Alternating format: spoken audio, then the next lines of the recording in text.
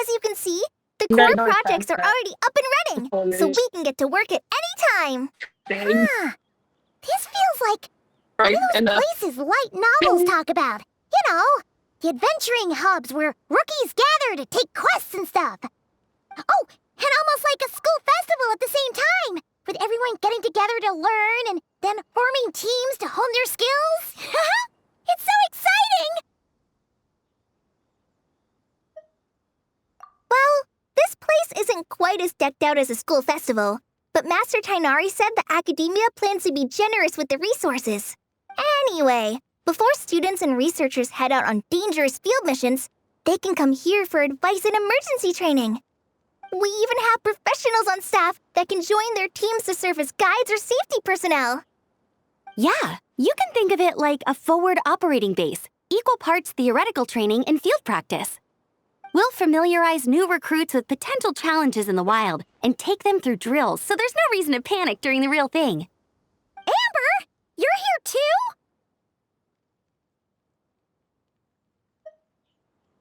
too? Surprised? I know I was. I'm off duty right now, so I was planning to just drop in on Kali for a bit.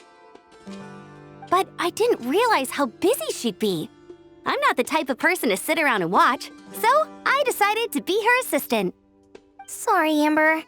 I didn't mean to put you to work during your time off. Don't worry about it. A little relaxation balanced out with some fulfilling work is a great vacation in my book. Plus, I've learned a whole bunch of stuff too. And I got to see the Traveler in Paimon again. I mean, it just keeps getting better. We should have a giant feast once we're done here. How does that sound? A feast with the first friend we met in Sumeru and the first friend we met on our whole journey. Oh, that sounds just about as awesome as a giant plate of sticky honey roast.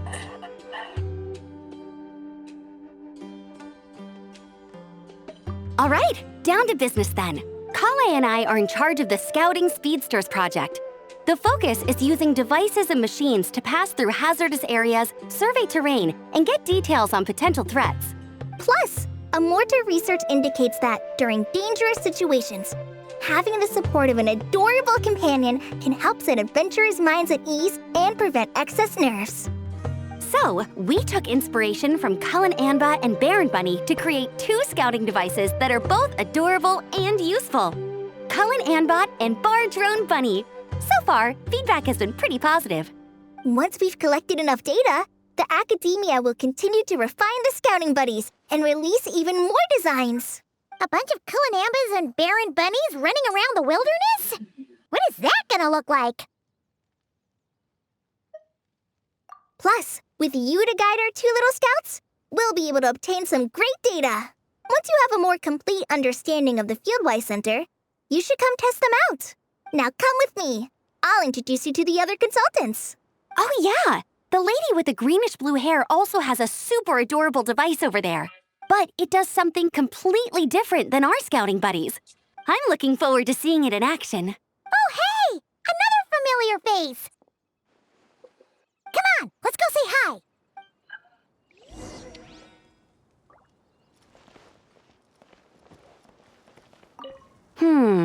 I should adjust the legs so Bardrone Bunny can run even faster. The desert is ever unchanging. I hope it isn't too harsh on the young ones.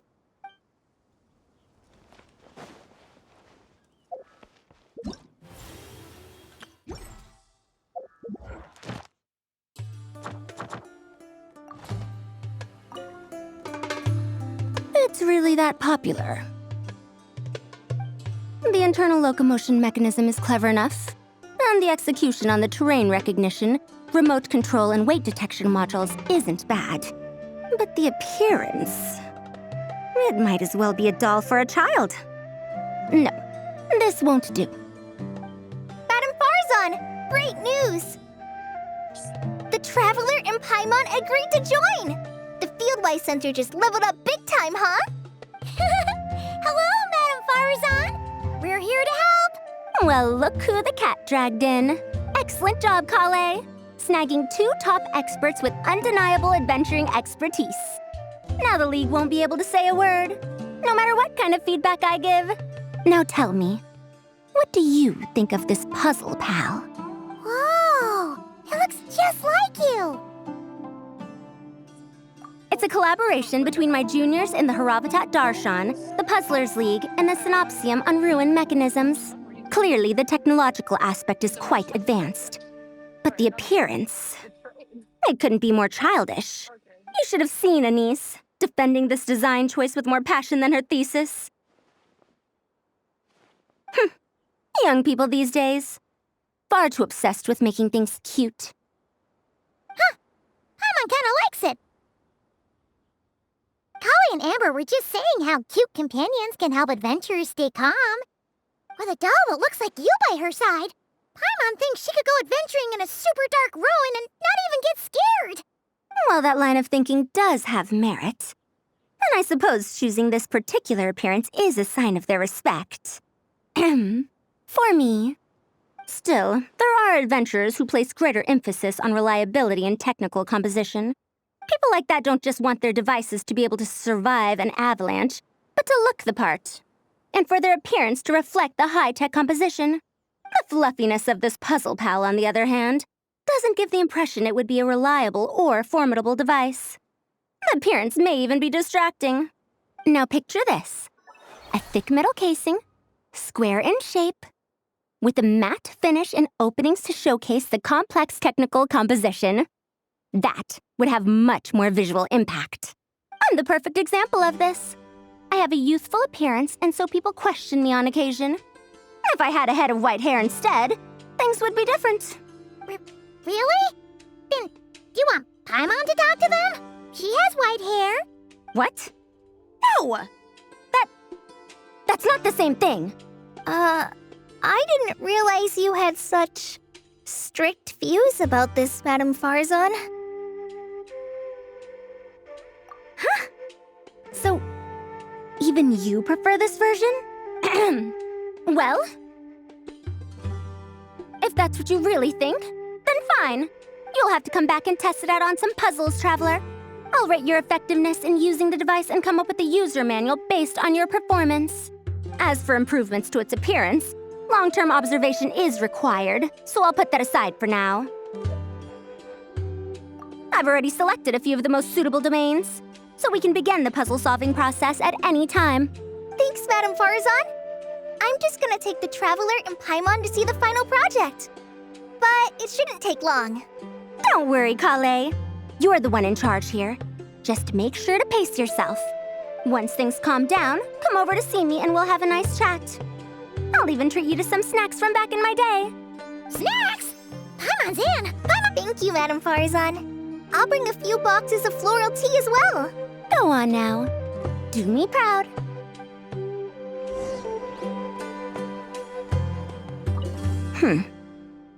Perhaps we shouldn't change it after all.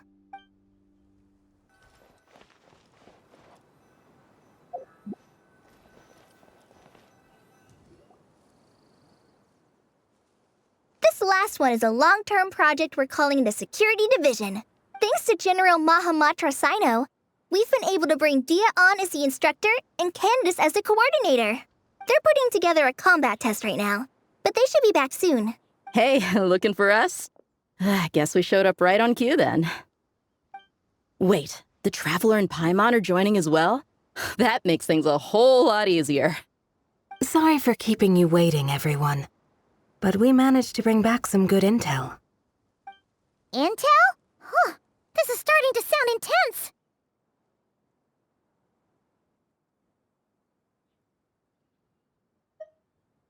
Of course. What better way to protect the students than to sweep through the desert and rid it of all potential dangers?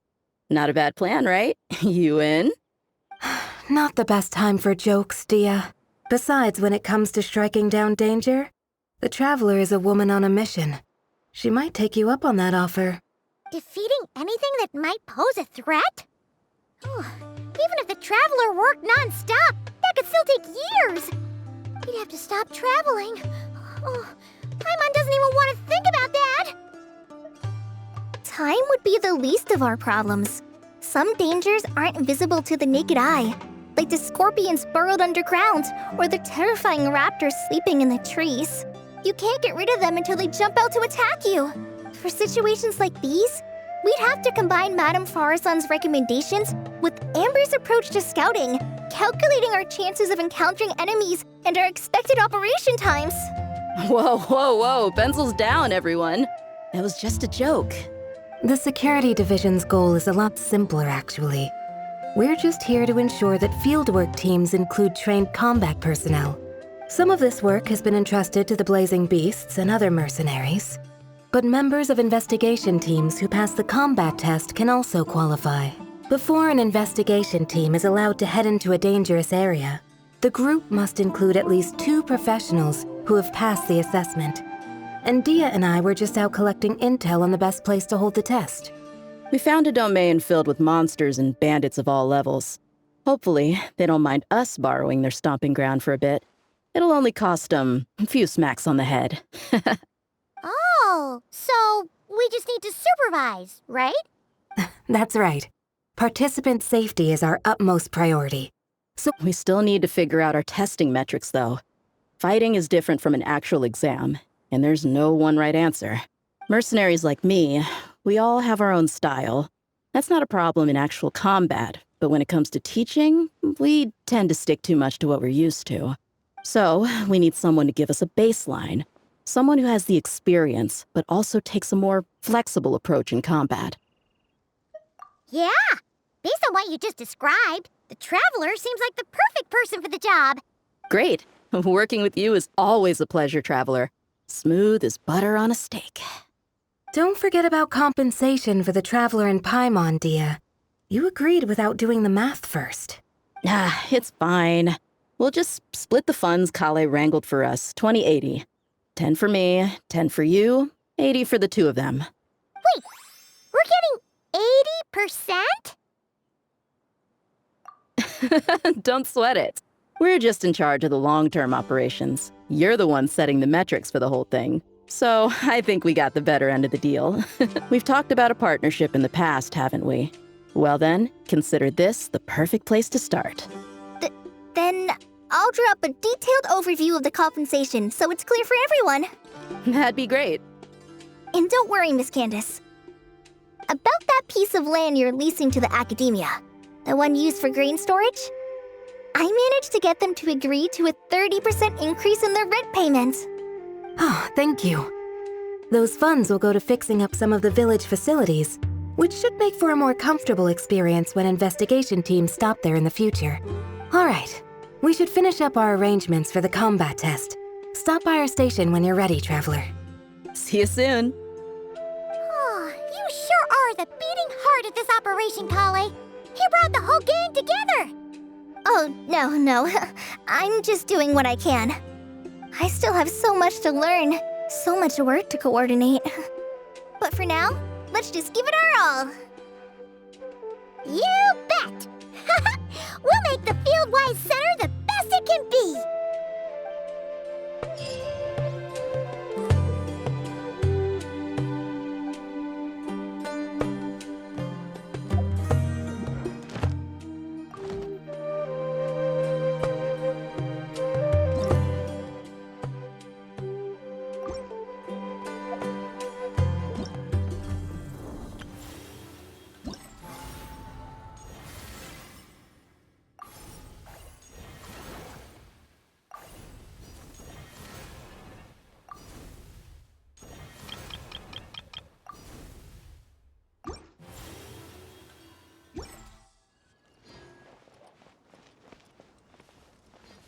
The desert is ever unchanging.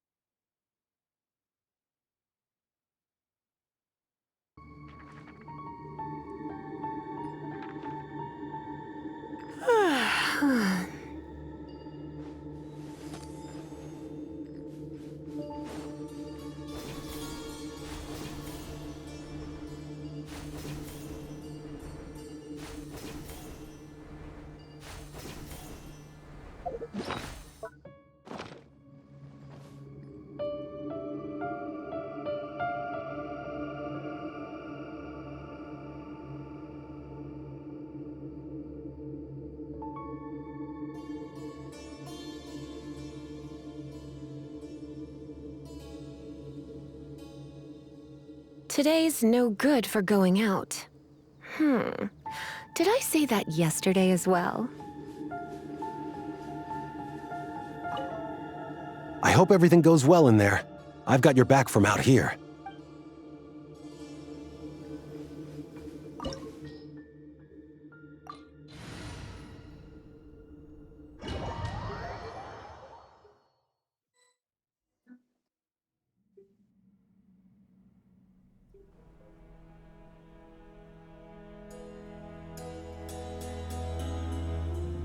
Oh, Paimon's mouth is full of sand! So that's what falling into quicksand feels like? If this was quicksand, we would have struggled to breathe. No. I think this was regular sand, and we didn't sink into it. We fell through it. Into this place. Agreed. In other words, sounds like a you problem, Paimon. Ha ha, very funny. No, wait, Paimon's the only one. Ha! See? What? I'm the only one with sand in my shoes? Yeah, right.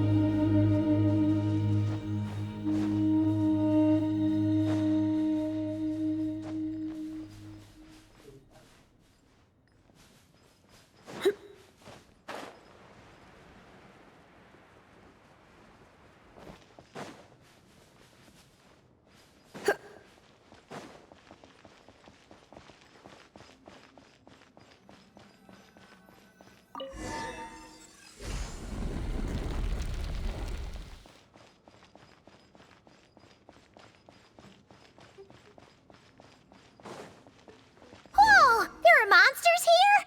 Jared didn't say anything about that. Probably means he didn't run into any. 'Cause we're just unlucky. Not the best sign of what's to come. He'll be fine. Let's just use up all our bad luck and we'll be golden.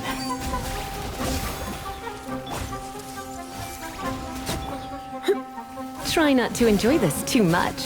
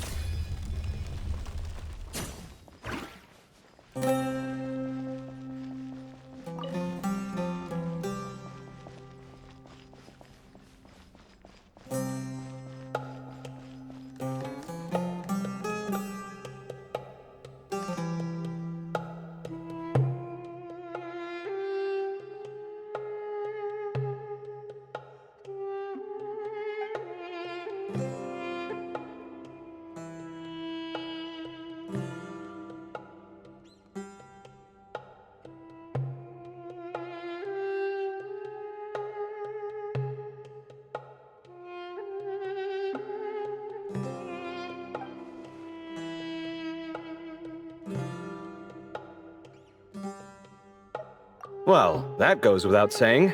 Fair point. There's just one problem, though. The only way forward is through that door. Oh, is it time to hunt for a key? Paimon loves this part. Don't worry. With our adventuring experience, we'll find it no problem.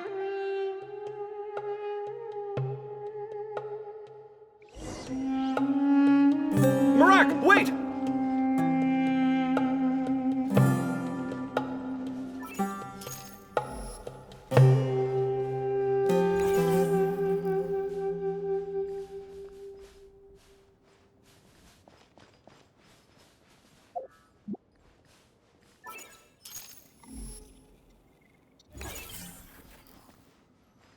Marak seems interested in these jars. Go smash them. Ah, well, we would hate for you to have to lift a finger, Your Highness.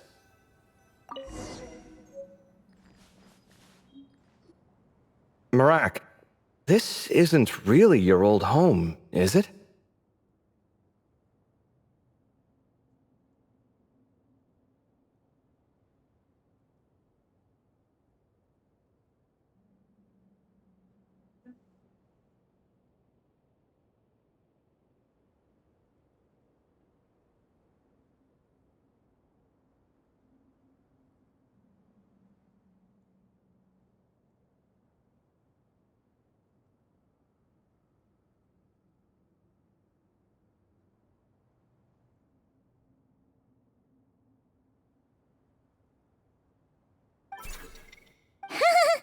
No idea what that means, but Marak does sound pretty happy. So, mechanical life forms do have the capacity to miss home. A novel discovery. Well, with Marak leading the way, we should be safe, right?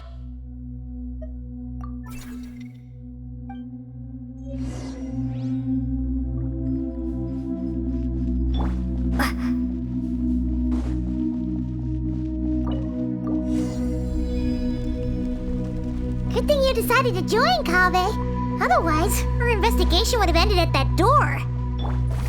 It was nothing that I did. You should thank Marak instead.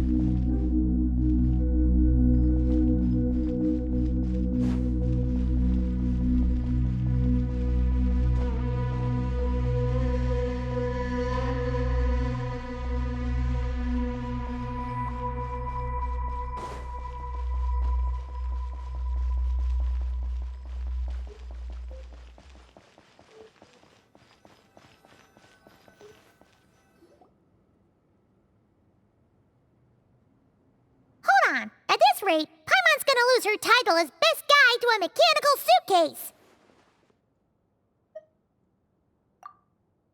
Aw, thanks.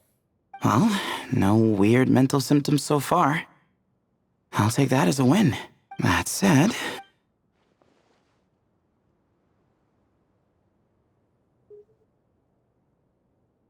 There are 3 doors here. So, we split up. Divide and conquer. Otherwise, this whole thing is in ruins. No pun intended on that last part. I swear. Yeah, that might be our best option. Good idea. And the minute things go south, we go back the way we came. Ooh, this is getting so, who's teaming up with who? Paimon calls dibs on the Traveler!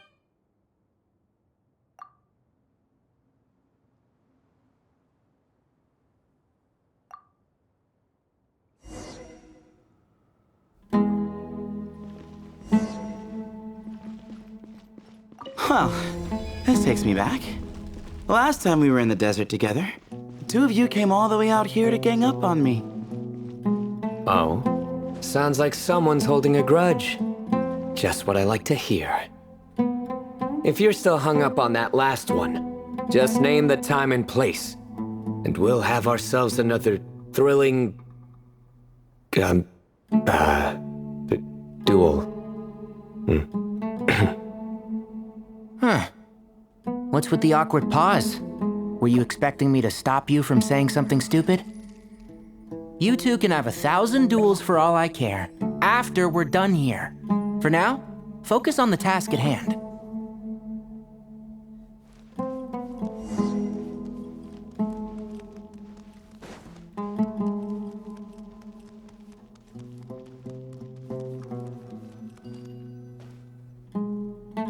This chamber is huge. I can't even imagine what it's used for. Oh, What's wrong? I seem to have stepped on some kind of stone slab. Huh. There's a pattern on this, but it's hard to make out with all the dust. Huh? Look! The shape seems to match the markings on the ground over there. Let's slot it in and see.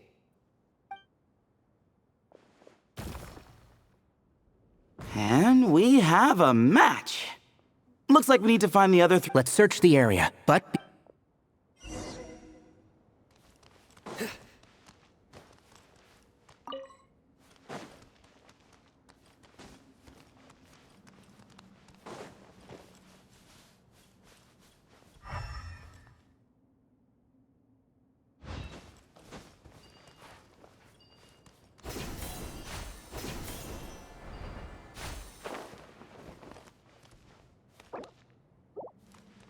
Ooh, got one. Ouch, but watch out. The edges are kind of sharp.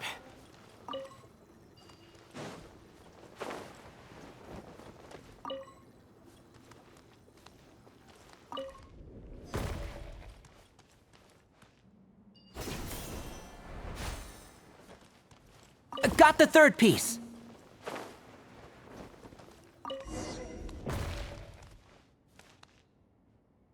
We just need one more. Huh. Look! A cat! Could it be the same one Jer mentioned? I don't think we need to worry about startling him. He doesn't seem afraid of people. Yeah. If anything, it seems like he wants us to follow.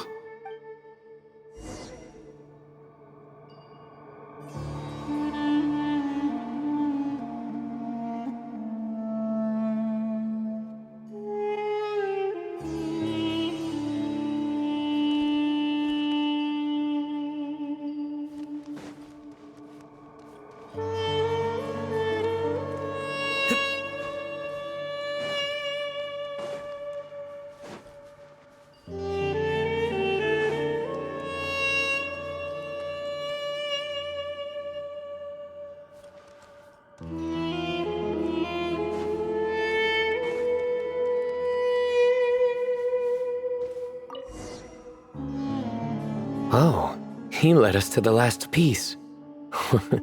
Who's a good kitty? I never thought I'd hear you say something like that. You've clearly never heard how the professor talks to his tomatoes, then.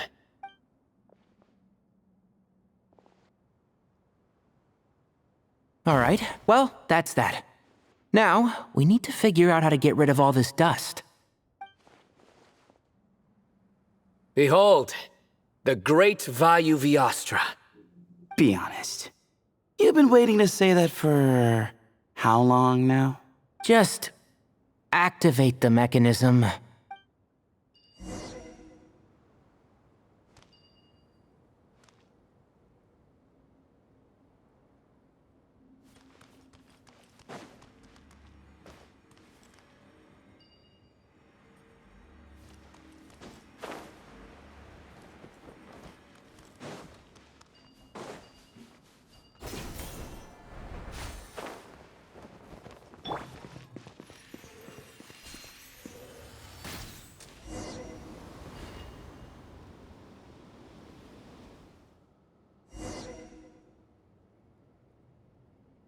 Huh. It worked. It's a picture of... 3 Hermanubises? That can't be right. The ears aren't vertical. Oh, true. And the looks fall short. My hat is much better looking. A goat, an ibis, and a crocodile. Oh, wow. Our botanist knows more than just plants. Riveting observation. I was just thinking. These 3 figures look a lot like the 7 pillars of King Deshret. That's right. These are our colleagues. Our what now? You sure about that? Just kidding. But what I meant by that is, these were Hermanubis' colleagues back then. The middle one is the Goat King Hereshef, Minister of Ministers, the god Amun's most trusted chancellor. Records say he was the deputy king of the desert sands, chief among the 7 pillars. Someone even more impressive than Hermanubis? I wonder if that ever got his goat. Sorry, couldn't resist.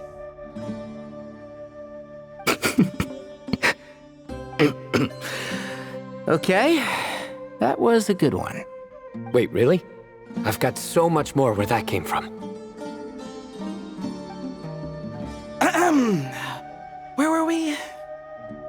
This is Sopik, the Crocodile King, captain of captains. As the name suggests, he was a valiant commander and had dominion over all weapons of war. And finally, this is the Ibis King Thoth, scribe of scribes. Your memory's pretty impressive. I bet you're almost as good as me at memorizing cards. A scribe? Did he manage archives then? Like Alhaitham? Wait, that's all Alhaitham does? I never knew being an academia scribe was such a cushy job. Well, that's how his friend put it, anyway. But it does seem like he has a lot of free time. Well, I don't know much about the academia, but I'm sure the Ibis King had more responsibilities than that. The temple's records say he represented the wisest aspects of King Deshret, inventing the desert script and arcane arts at his king's command. He must have been quite the impressive man then. Or creature, depending on how you look at it. Still, why are these 3 the only ones represented here? What about the other pillars of King Deshret? Maybe because the 3 of them were extra close? Huh. Kinda like us. Oh yeah! Maybe we should have someone inscribe us on a commemorative stone slab too. Or we could just take a picture. It would serve the same purpose. Anyway, no more distractions. Huh. Doesn't it look like there's writing carved into the corner? Huh. There is. And it's in the ancient desert script too. Looks like the Ibis King left you some homework. Give me a sec. I'll try and translate it. The ministers are unvirtuous. The scribes, unwise. The captains, unworthy. My end is not humanity's end. Hereby bestow upon you all a far side of eternity. Wait, so they went to Aru? It doesn't sound like it was their idea. The far side of eternity is said to be the final land of dreams for all desert dwellers.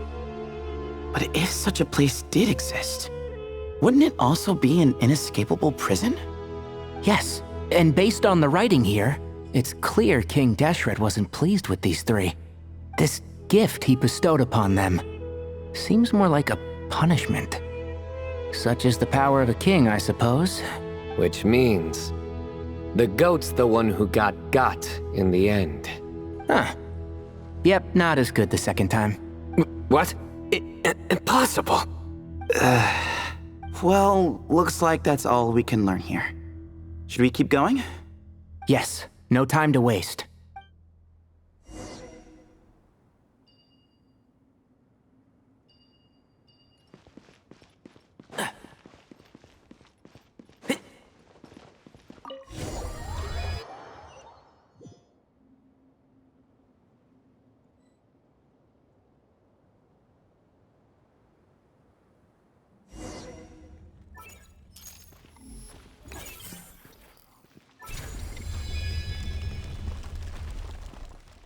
Jeez, who knew a suitcase could be so fast?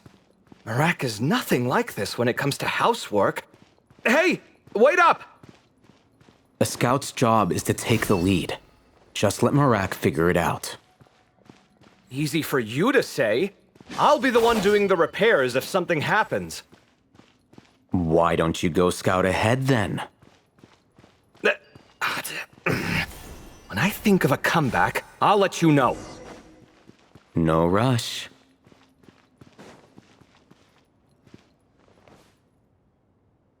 Oh, Marak stopped. What is it? Found something?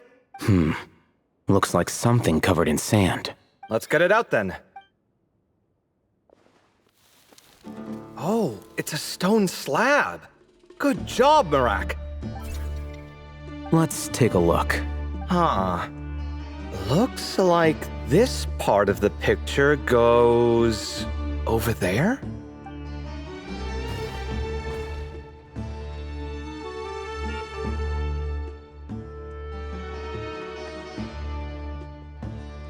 In that case, there must be other pieces. All right, and let's look around. Hey! Why are you sitting down?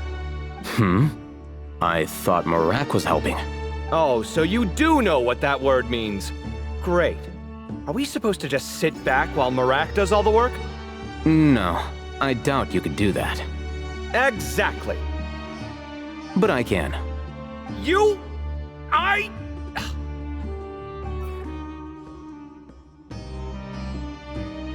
See? It's all coming back to me. How insufferable it is to work with this no-good, do-nothing... We could be more efficient, I agree. I'll work on this piece. You take care of the rest.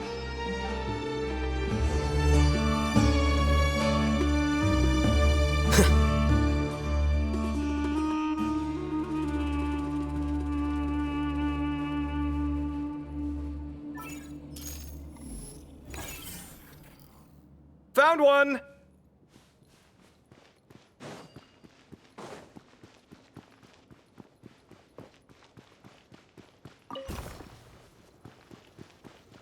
Flicker. Good teamwork! Looks like we found them all. The pieces fit together like a glove. But we can't see what's on them. Turn around. Huh? Look. Oh, I've seen this before. Come on, let's... Hey! Don't worry about me. If I sit here, I won't be in the way. Oh, you don't want to be in the way? Then sit right in front, so the device can blow you straight back to Sumeru City.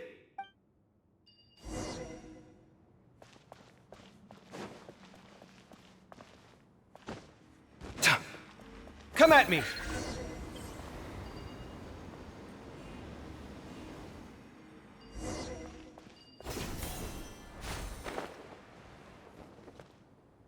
Done. Huh.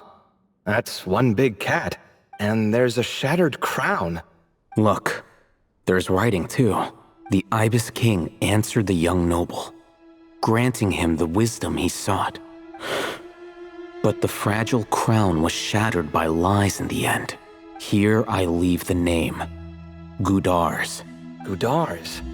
I've seen that name in a history book before. He was a young noble who sought to save his realm, and a king who once united the desert. That's right. Although his methods were rather shameful. During his long reign, he betrayed his family and the nobles who supported him, only realizing the error of his ways after his enemies left him nowhere to turn. But by then, it was too late.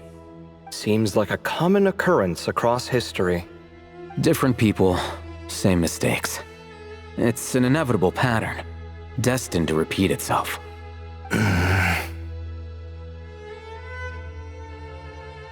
The writing mentions the Ibis King, but a cat is depicted here. Does that mean... So far, what's depicted on the slab seems true to history. In which case, this cat is either a proxy for the Ibis King or a manifestation of said king himself. Exaggeration is a common method ancient records use to highlight a being of higher status.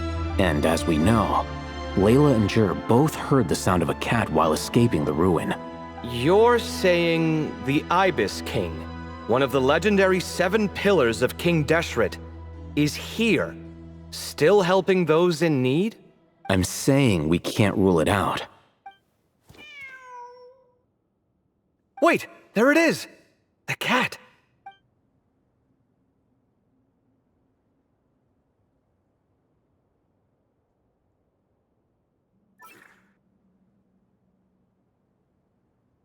Ah! Marak went after him! The cat's showing us the way forward. Come, let's follow. Okay.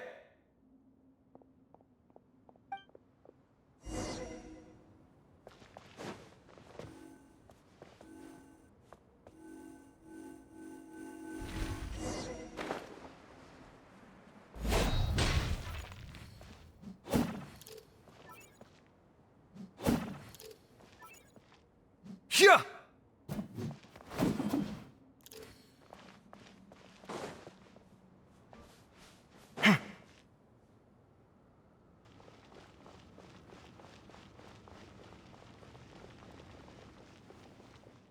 Huh. The cat's gone. Yes, but look where he led us. Oh. Another slab.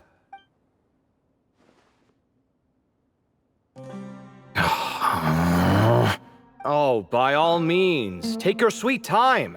Wouldn't want you to overexert yourself.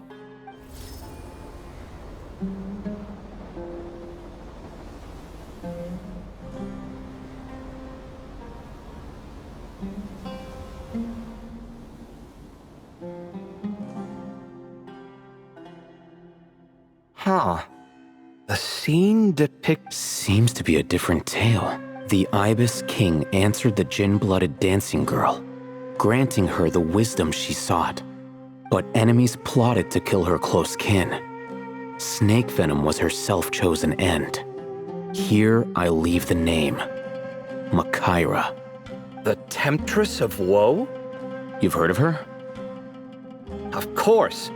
I don't just sit around doodling all day. She's mentioned in tons of papers about the desert.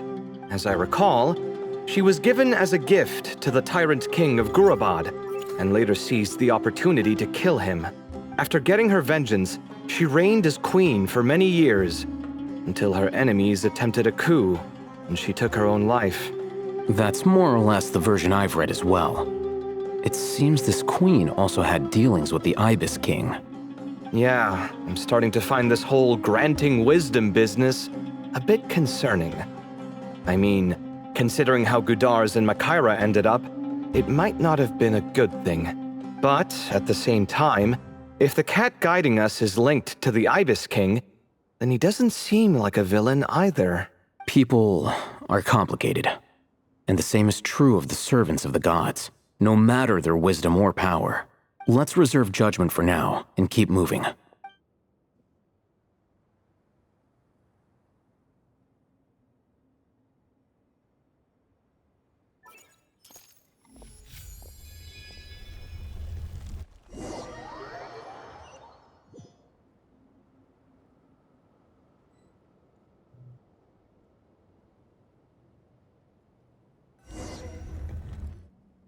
Oh, Paimon meant to ask earlier.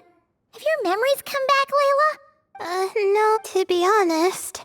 Nothing about this besides, my folk... Guess that makes us the senior researchers in this scenario. Okay.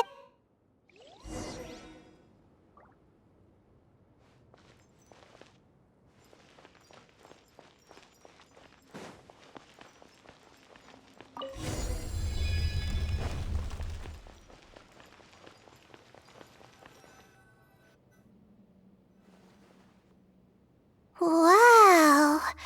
What a tall... Yeah. For such a big place, it's so... Sure must have been boring to live in, ain't... Now that you mention it, I've heard some people used to draw star maps on their... Some might even make them transparent to better observe them. It sounds so nice. Wait a second. I think I... see... Huh? How is Paimon supposed... Alright, sit tight, everyone! Adventurer Paimon will be right back!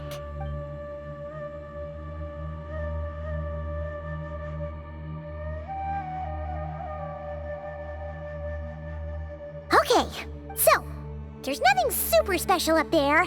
Just a couple of shelves, tables, jars, and scrolls. And a whole bunch of dust, dirt, and sand. You really want to search through all that stuff? Well, when you put it that way, come on then. Let's see what we've got. Thanks.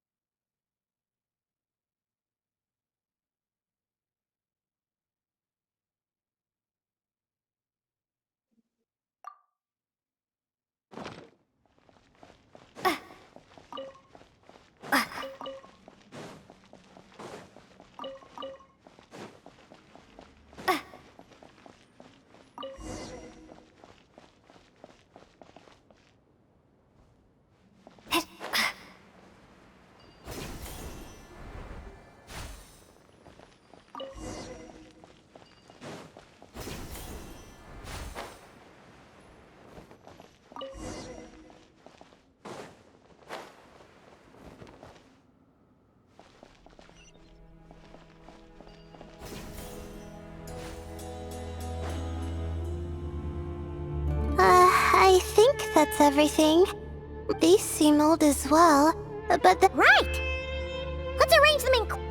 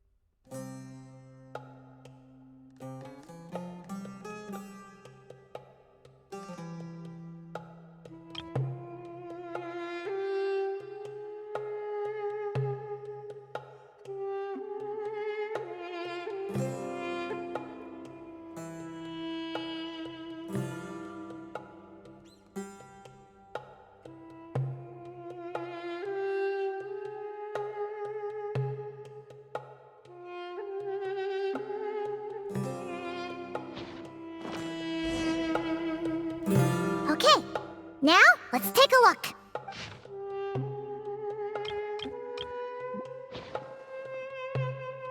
Maybe this person fell in by accident. Yeah, maybe. So, either this person's an ace adventurer, like the... An optimist, huh? Oh, I wish I could be that sort of person. That's right! You're detailed and passionate. This optimist seems super obsessed with exploring every corner of this... Well, I appreciate the compliment. It's almost magical how words like that can make you feel like...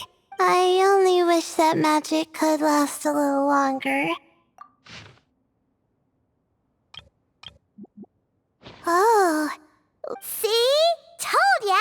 And all this talk about seniors and juniors... Whew, he sure talks a big talk for a student, though. Huh. What is it? No, I was just thinking. And this might sound rude, but the way this person speaks is just so... you notice too. I mean, it's good that he helped treat his companion's wound, but it didn't seem like it was out of kindness. More like he was looking out for his own self-interest. I don't know. Maybe I'm reading too much into it. Yeah, if you're both in this dangerous situation together, wouldn't you mention them at least once? If it were Paimon, she would Actually, I find Paimon's approach quite sensible. That way, if anyone came to the rescue, the notes would be able to tell them everything they needed to know. Whoa! Well, Oh, no! It's fine! Anyway, from the... Whoa! Hang on! The Ibis King. Sorry.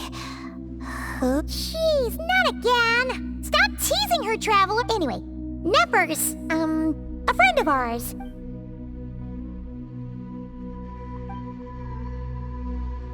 Oh, well, that's not too surprising. Most people in Sumeru know about. Legend has it, King Deshret ruled the desert at the head of. He also left behind treasures for future generations. And now this message indicates this, but to think it's possible to meet him in a place like this. We don't know when these notes were written, but didn't the 7 pillars disappear long? Yeah! The notes made it sound like also the mention of this form? I'm not sure. Oh, this is the last page. Well, sounds like they made it out. Guess it was a happy... Wait, but it says... Huh. Our friends and the notes did make it seem like something wasn't quite right with him. Maybe he wasn't one of the 7 pillars at all, but some kind of con artist, huh? What's that supposed to mean? I think Paimon raises a good point. Alright, Oh, it's Marat! Hello? Anyone up there? Yeah! You know, sound travels just fine in an empty chamber like this. Of course, if you're shouting to express your excitement at being reunited. Yelling like this is kinda exhausting.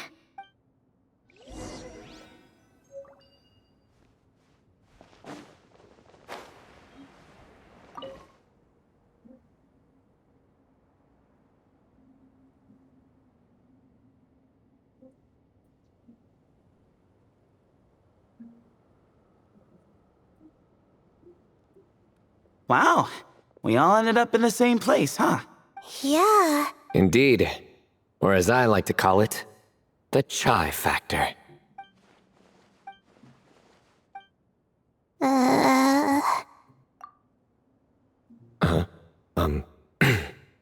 No reply? Just say it. All right. Because it's spice to sweet brew again.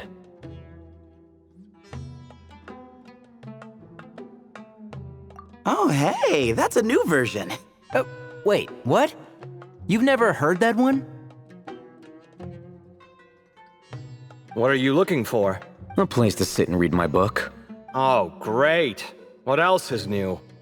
Well, looks like everyone made it through unscathed.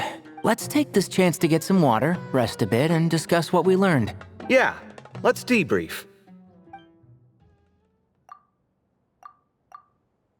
Okay, so we all learned a lot, but... Yeah, but one thing's for sure.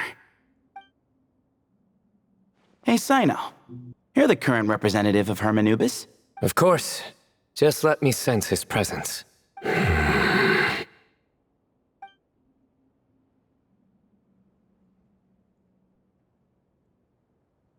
Just kidding. I can't sense him at all. Jeez, Sethos. Did you set him up for that one? Sorry, Hermanubis isn't like the Ibis King. He can possess me, but I can't talk to him whenever I want. Oh, truly? Does that mean he's gone? I would have liked to reminisce about old times with him. The cat! It speaks! Of course it speaks. In fact, it is not an it at all.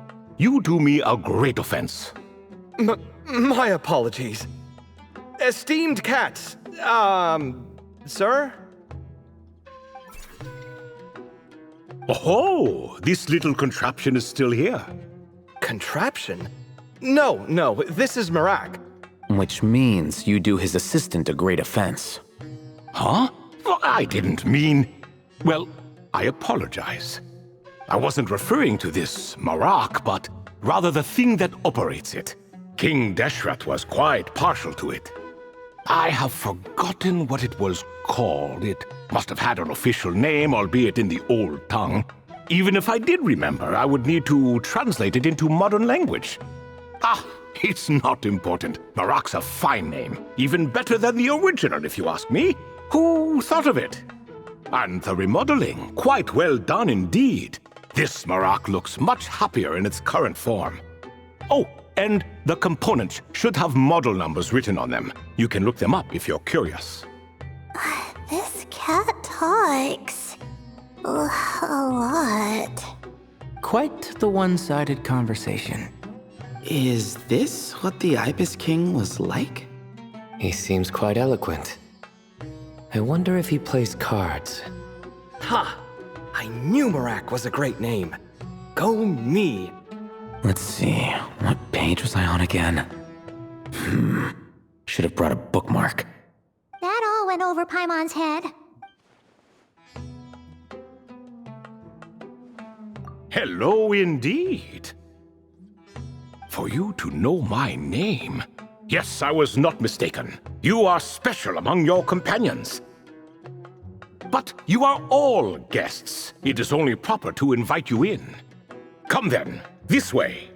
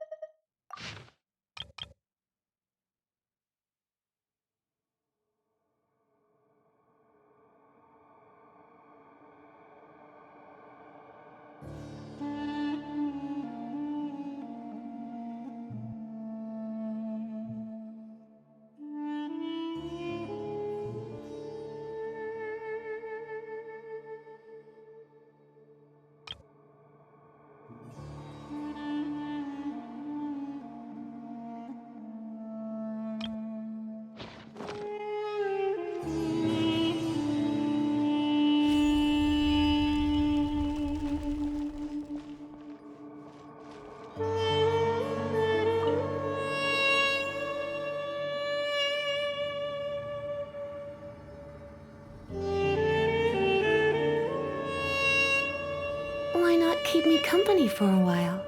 There'll be plenty of time for work later.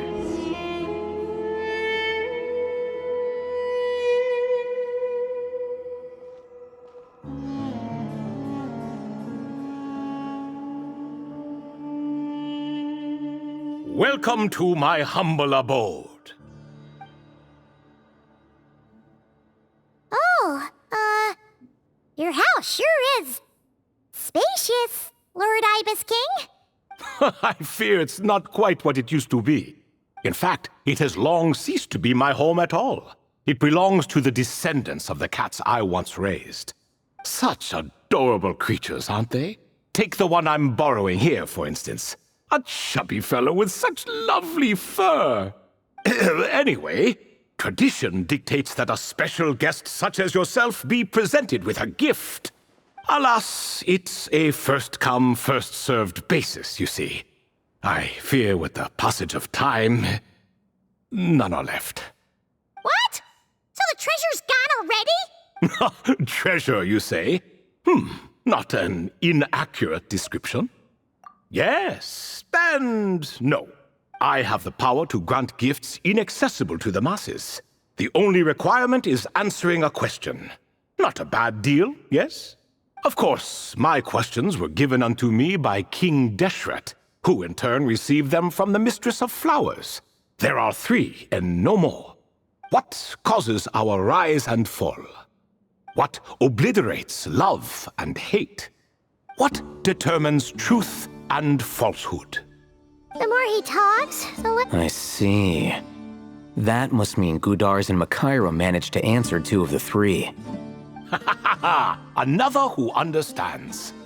Oh, So that's the event those two slabs are depicting. Ah, priests and their records. A singular obsession, and quite boring too. After being imprisoned within Aru, I could, on occasion, take the form of a cat to converse with those around me. But I despised speaking to them. No conversational skills whatsoever.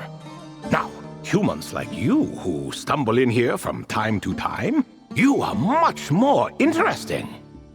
Hold on! We're getting off topic again. The 3 questions you just mentioned? What are they for, exactly? Ah, that is a story that begins with King Deshret. And we're in for another long one. Nostalgia for the past is common to us all, is it not? And our king, he was such a proud, solemn man in those days. He watched us speak of the present and the future, of the wisdom we possessed, or were about to obtain. We were his proud retainers, confident in our belief that, so long as each one of us used our abilities to the fullest, progress was inevitable. Yet, King Deshret's ambition was not destined to be allowed in a closed-off world such as this. So nothing went as planned. In fact, from the beginning, there were signs an outcome of this nature was inevitable. Because although there were 7 pillars, one was forever absent.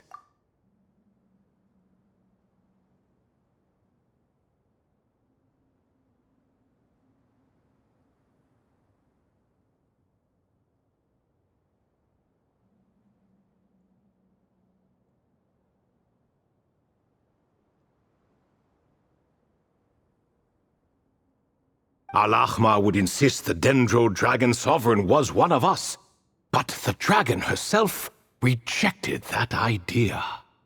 Huh. Like a card you can never seem to draw from your deck. More like a card that was never in the deck to begin with. Alas, that's just who Al-Ahmar was. There was nothing we could do about that. And I always preferred chess to cards. In the end, life grew unbearable for our king. But, of course, those who remain must continue to live on. But subjects like us were less fortunate. After all, the fate of a retainer is decided by the king, including the chance to walk away. So it was then that King Deshret had Kroko, Goti, and I locked up within Aru, where we remain to this day. Krako. Goti? Ah, of course. You're more familiar with their full names. Sobek, the Crocodile King, and Hereshef, the Goat King. And let me tell you, when it comes to chess, Hereshef was a habitual backseat strategist, always spewing nonsense from the sidelines. Well, Sobek was all too quick to take his terrible advice, to the point where I was the one who got accused of cheating. Chess is an exercise in patience, and that man couldn't sit still to save his life. He could never excel at that game. In fact, neither of them were good at chess. Even so, we played together often, and since I was always the winner, we got along quite well. What are you laughing at? Were we not good friends? No one's laughing. No, not you. It's Goti. He's laughing for no reason again. Can you not hear him? Ah, right. Of course you can't. The two of them are inside Aru, as am I, so only I can hear them. What is even going on here? Has he, started to lose it after being trapped for so long? That does happen to prisoners serving life sentences. Speaking of which, how's Azar doing these days? I doubt he's doing much of anything. Just what I wanted to hear. What is the meaning of this? You doubt my words? I have half a mind to not talk at all. Oh, no. They're not questioning you, Lord Ibis King, just discussing other things. Please, continue. In that case, where were we? Getting to the part about the 3 questions. Hopefully. Ah, yes, we're almost there.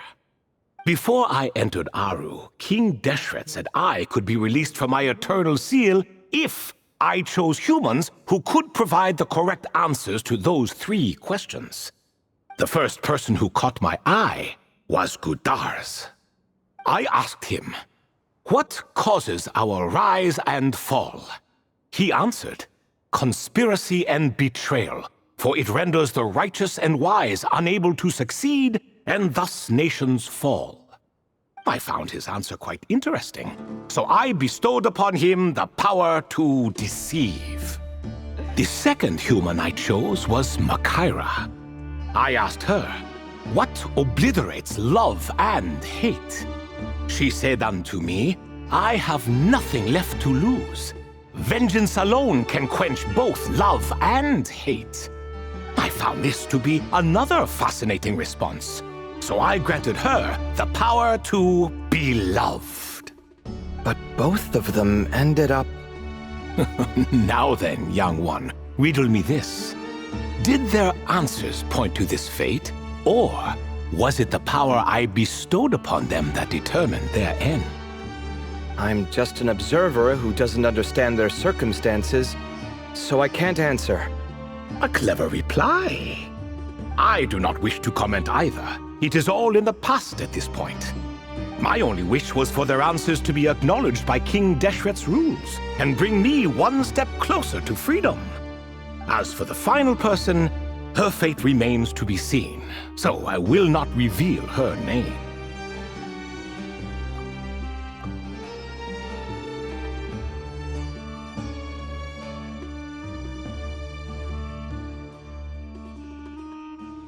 I asked her, "What determines truth and falsehood?"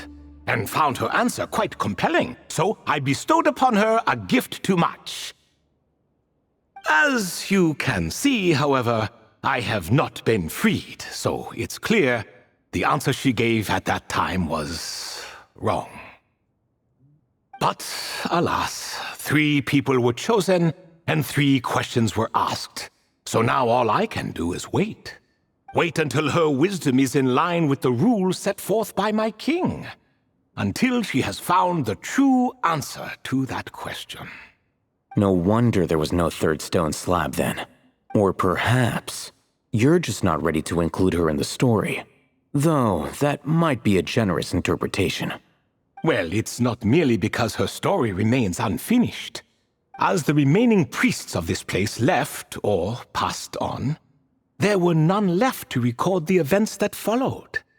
Besides, stone slabs are few and far between in the Great Red Sands. In the sprawling desert, very few things or people even manage to leave a trace. But sometimes I can't help but wonder if that young man from several centuries ago had been willing to answer my question. Would I have left Aru by now? So there was someone else? Of course, it has been thousands of years after all. All sorts of people have stumbled upon this place, but I only chose the special ones. That young man had such a singular intelligence, though his companion, by contrast, was rather average. The author of those notes we found? The student named Zandik? Ah, yes, I think that was his name. In truth, I was unsure whether I should grant him my 3rd remaining gift.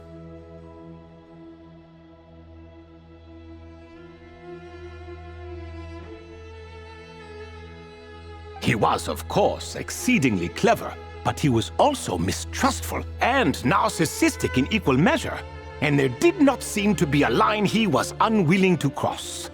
Too much power could be dangerous in the hands of someone like him, so I found myself rather relieved when he declined my gift. Oh, he turned you down? Did he give a reason? Yes. He said he didn't need it. I still remember the look in his eyes. Nothing stood out per se, and still I could sense contempt and disdain radiating from his gaze. I could not give an exact reason, but on instinct I just knew. It would not end well to get close to a man like that. So, I tricked him. Stick close to your companion, I said. Only the descendants of Tuletula can come and go as they please. Leave him behind, and there is no escape for you. So, does that mean his companion wasn't a descendant of Tuletula? Oh no, that part was true. The lie was in the other half. Anyone can enter or exit this place. There are no restrictions. I saw that his companion was exhausted and was concerned Sandik might leave him behind, or worse, that some other accident might befall him. So I made up an excuse to prevent Sandik from going a step too far. Oh, and speaking of, Sandik's companion had the same blue hair and pointed ears as you. Wait, does that mean Layla's also a descendant of Tuletula? Indeed. When Hermanubis founded that city, he took in many who had nowhere else to go. Today their progeny are scattered to the four winds, and indeed are far more numerous than I could have imagined. So the person you protected could have been my ancestor. Yes, yes. You're very welcome for that. Could I ask another question, Lord Ibis King? Of course. I have nothing but time, I'm afraid.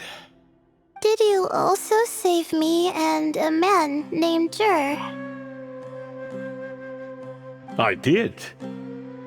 You two were quite unlucky bumping into a device King Deshret once used to measure human brain power. That contact caused more knowledge than you could handle to flood into your minds. So I replaced that knowledge with simpler, repetitive information. Of course, the side effect being the same thought repeating over and over again in your mind, but that should resolve itself in time. How many moons are there in the sky? Yes, that was the phrase I used in your head. I forgot the other one, though. I believe it had something to do with food. Both were spur-of-the-moment decisions, so no need to dwell on the meaning too much. Oh, I see. Thank you, Lord Ibis King.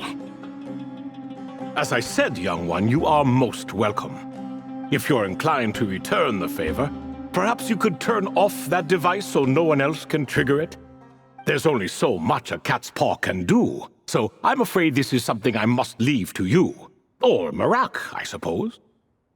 Oh, splendid! Another one bites the dust. Such is the fate of things here. Day by day, little by little, the remnants of ages past fade into obscurity. For that reason, the gifts of bygone eras, be they tied to your blood or technological in nature, are not to be revered. They are tools, nothing more. Disrespectful? I simply make the most of what I have. Besides, our king has been gone all these years. What good does it do to revere him now? Oh, are you talking to the Goat King again? No, Croco this time.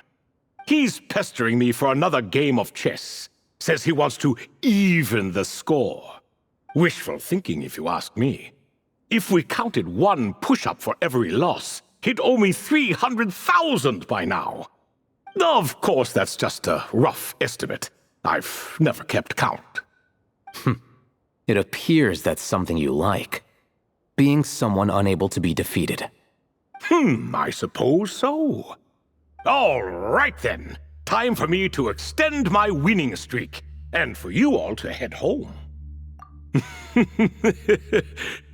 In truth, deep down, I know even the answers to those 3 questions will not change my fate. But that is for me to reckon with. Go on now.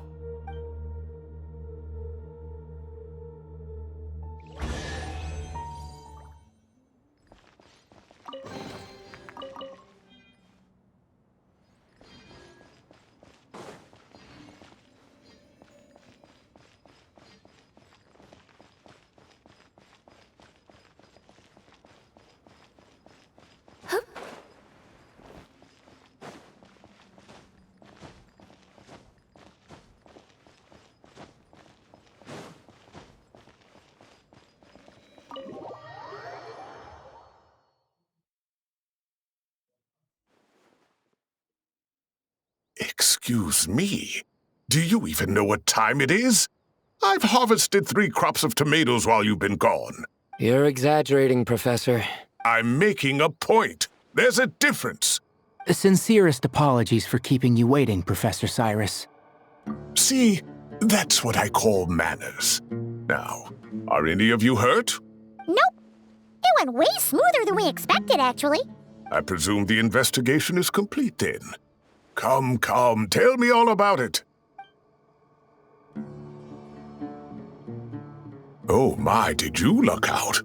If you've read the work from the Vahumana Dashan, you would know that the Ibis King has, well, let's call it a mixed record. Perhaps he softened up a bit in his old age, and that's why he chose to help you. Or perhaps he just didn't have a good enough reason not to help us. See? Marak agrees. How do you even know that's what Marak meant? That could have just been a happy noise. In any case, there's a lot to be happy about. We figured out what happened to Layla and Jur, and there were some unexpected takeaways too. Yeah, I never expected to learn about my ancestry. I've always thought of myself as just an ordinary student. I never would have even considered something like that could be true. Come to think of it, our ancestors might even have been friends at some point. Huh? You're right. Maybe I should take a trip back home to see if I can find any records about that. Oh, I was just throwing that out there. I wouldn't want you to go to the trouble. It's fine. My advisor gave me a break, and I still have a few days left, so... Oh, wait. My study topic. I haven't made any progress at all. No, right. Couldn't you help her, Professor? Huh? No, I could never. Me, you say? I'm from the Spatamar Darshan, and I don't think that Nephis or Zahahadi researched the stars. All I have to offer are my homegrown tomatoes. Although I suppose it's not impossible. I can ask a few old friends to recommend some interesting topics. You really don't have to. Hardly. A few passing questions while we water the plants? It's no trouble at all. Thank you so much. Of course. Now it's getting late, and you all must be tired. Let's wrap things up here.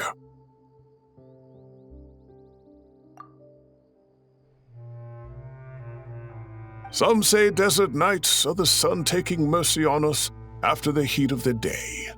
So, let's leave while she still feels merciful.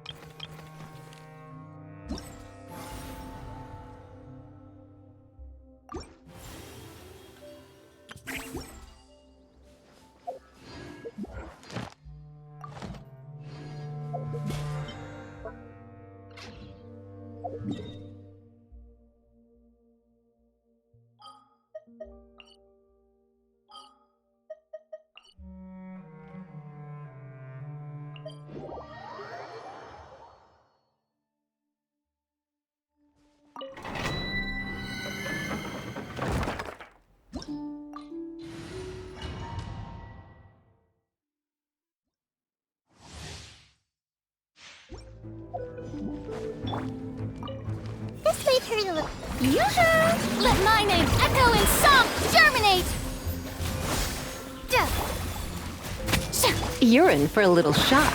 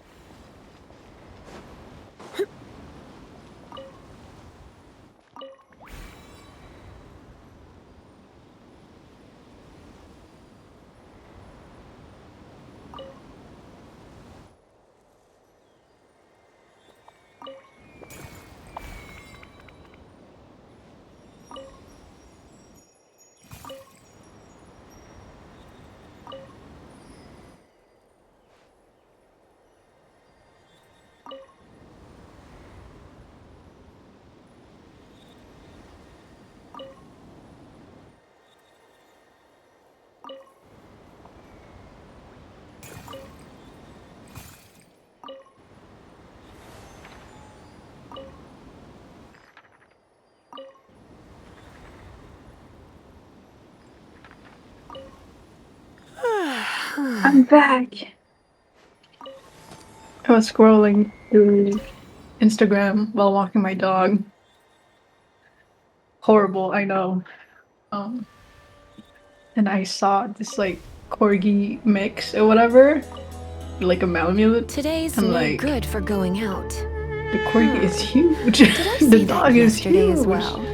It has the proportions of a corgi, like the body leg ratio, but like the size is huge. I'm in love.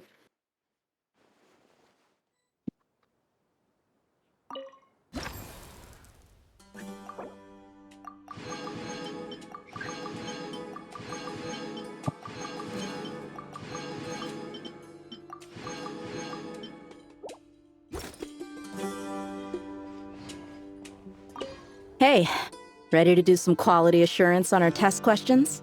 Wonderful. Just don't forget to pace yourself. Yep, all you gotta do is defeat a certain number within the time limit. But hey, leave some for the trainees, okay?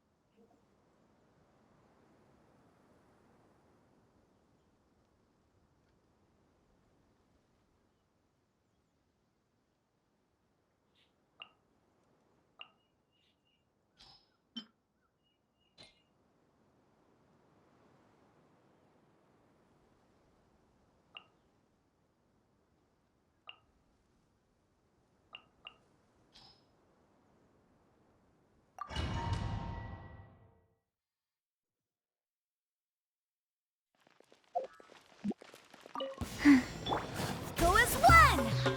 Barbados, guide us. Orders given. Orders received. Stay put! Ready, go!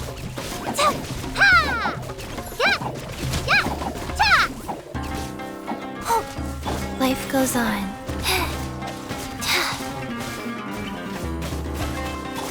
Skyward! Scatter! Seize the skies!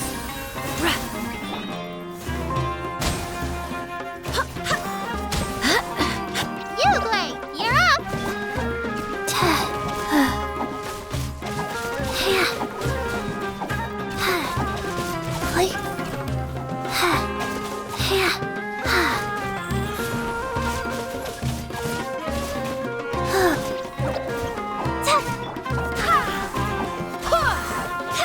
Yeah! Skyward! I swear by my sword!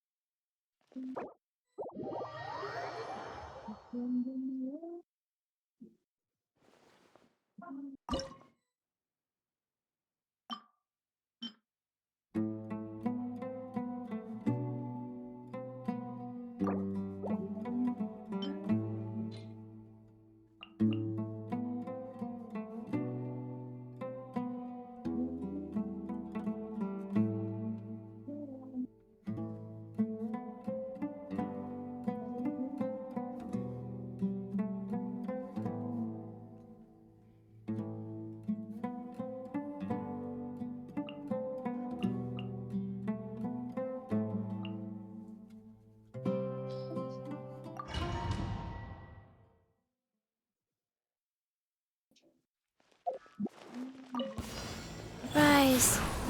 Stay put! I'm going in! Allow me! Sacred name, Fortune Preserver. Go get him, Uruguay! Ha! Covenant of the Deep!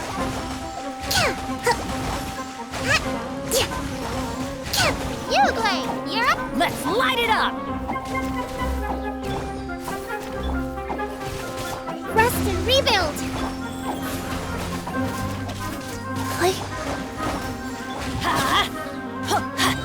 Everybody stand back!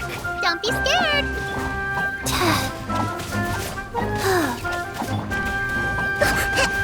Let's move it. Let's light it up!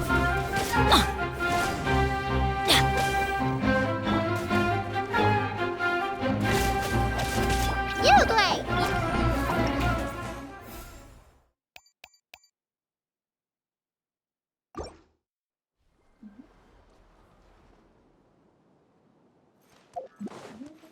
Here! Hey! The Temple of Wisdom! Strike a pose! Let the world come alive! Sa! Ha! Scatter! Huh! Yeah! Huh! Yeah! Ha! Ha! With all my strength! Yeah! Time to shine! Yoo-hoo!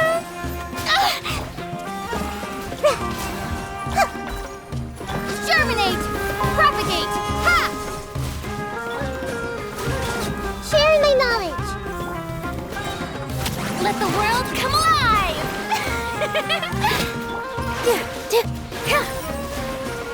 Grow, grow, grow! Scatter! Ha! Sa! Strike a pose! Committed to memory!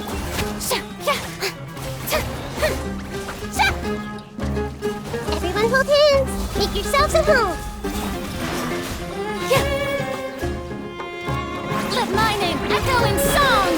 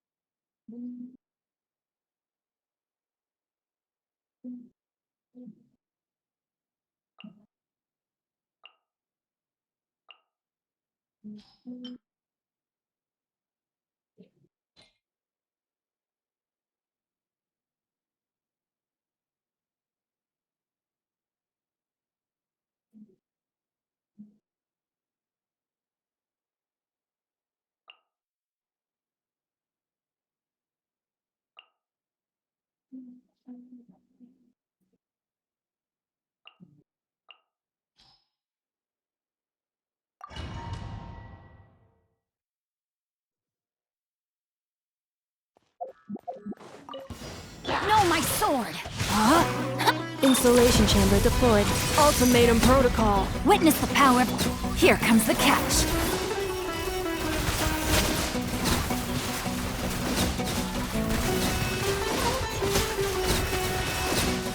Time to testify. Gotcha. Busted. No, my sword. Rank up. Things are about to get tight. Preparing for dust-up. Cleanup sequence.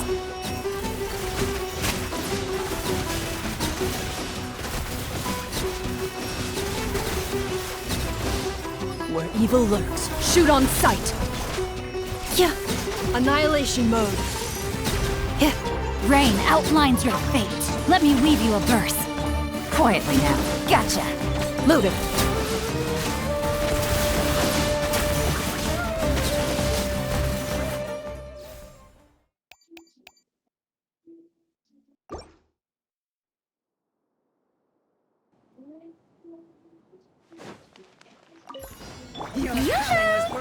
Off to the free. Cryo incarnate. Let the world come alive! Extinguished! Mine to wield.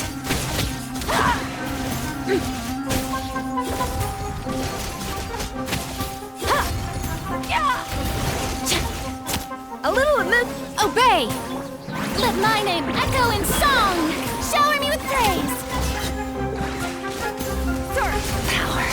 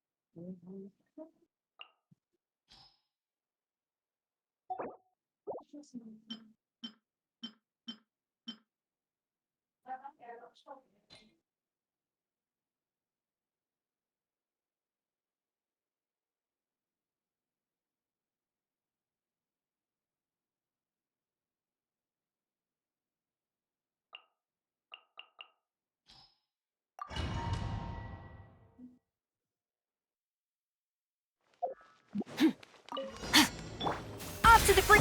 Quietly now. Busted. Huh? Rain cutter. Annihilate. Power. Yeah.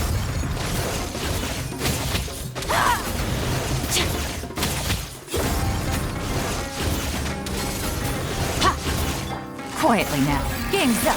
Fun's over. Rain outlines your fate. Witness the power of Gugwa. A dash of frosting. Goose on the loose. Yeah. Huh. Gotcha. Power. Ha. Ha. Ha. Yeah. Ha. Yeah. Yeah. Ha. Yeah. Busted. Here comes the catch. Off to the freeze. Huh? Huh. No, my sword. Rain cut. The pinnacle of excellence. Extinguished. Ha. Ha.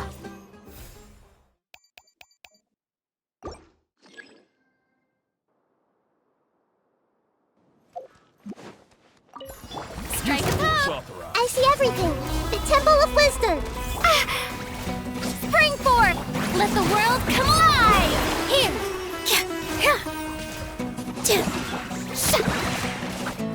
This might hurt a little. Scatter. This dance is for you. Hey! Stop fighting!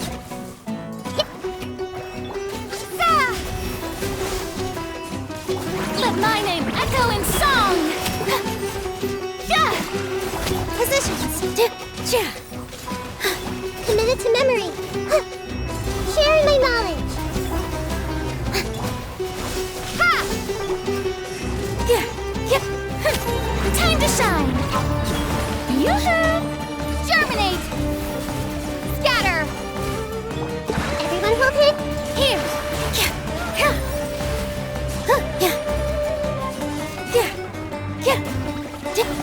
I see everything.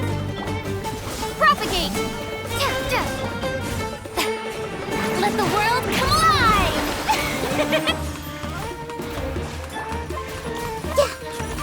Hey! The Temple of Wisdom.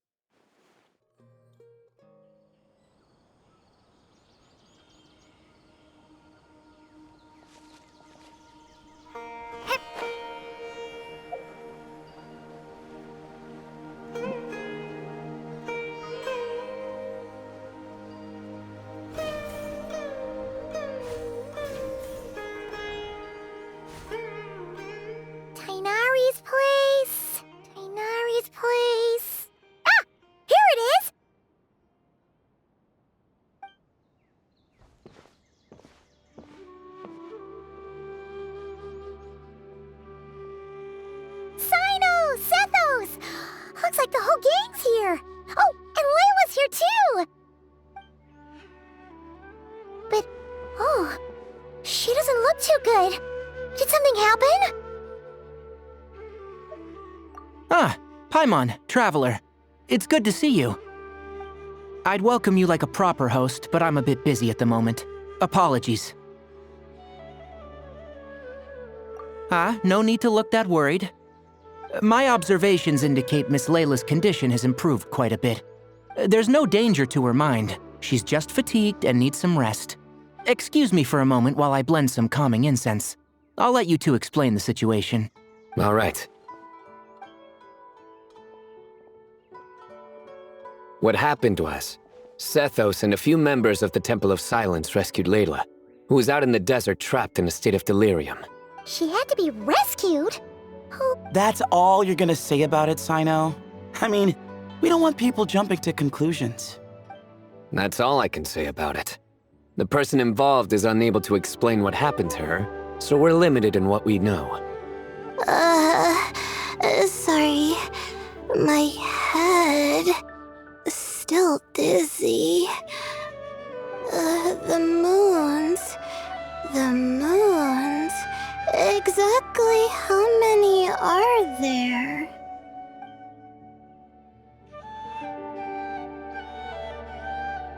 She's been repeating that phrase over and over again, but she can't seem to remember what happened to her. We tried a few things back at the Temple of Silence, but we couldn't recover her memories. Her symptoms are kind of similar to researchers in the Satyavada life state, so we brought her to Tainari to see if our veteran forest watcher had any other ideas.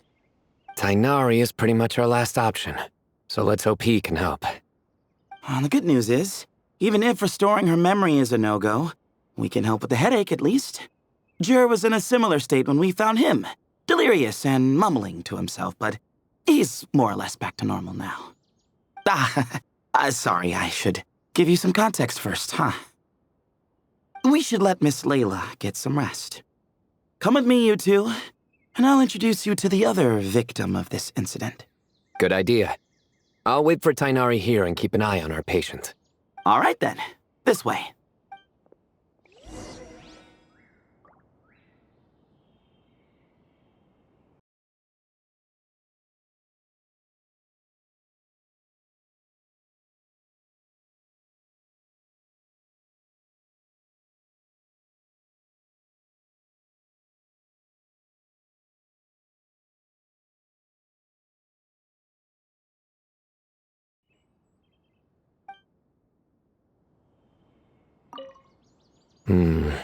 Something strange is going on.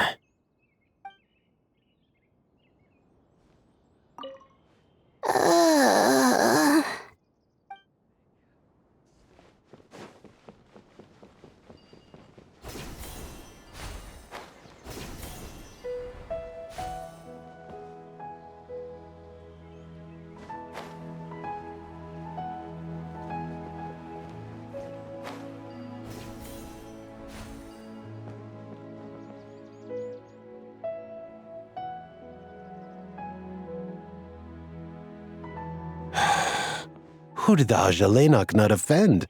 I just don't get it. Hey, Jur. Still musing about Ajalenok nuts, huh? Want me to have Sino come over and tell some jokes? No. No need. I'm done. No. No need. Don't encourage him.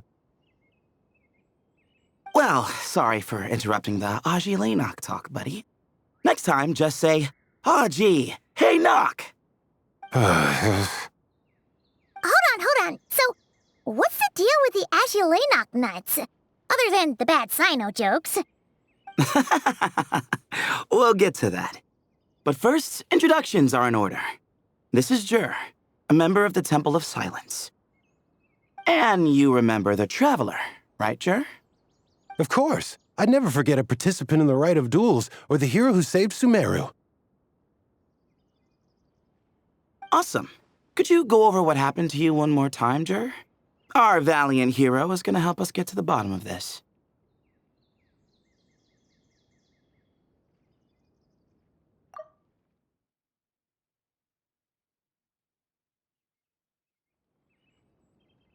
Might as well join since you're here, am I right? Just hear him out. You're gonna want to uncover this mystery once you do. I'd bet on it. Well, I was on an expedition in the desert not too long ago when I got caught in some quicksand. Later, it became obvious it wasn't normal quicksand because instead of sinking to my death, I fell into an undiscovered ruin. In my panic, arms and legs flailing about, I suspect I touched some things I shouldn't have. Because in that brief moment, an enormous amount of information came surging into my mind. I would hesitate to even call it knowledge, because my brain had no capacity to process the information. To use an analogy, it would be like trying to stuff thousands of agelenok nuts into a small water skin without it bursting. Sorry again with the agelenok nuts, I know. It's fine. We're getting to that part of the story anyway. True. Well, just as I was on the verge of madness, a single phrase broke through the storm of thoughts in my head. It was a man's voice saying, "Don't eat agelenok nuts." What? I know it's hard to believe, but that's what happened. I was saved by the phrase, "Don't eat agelenok nuts."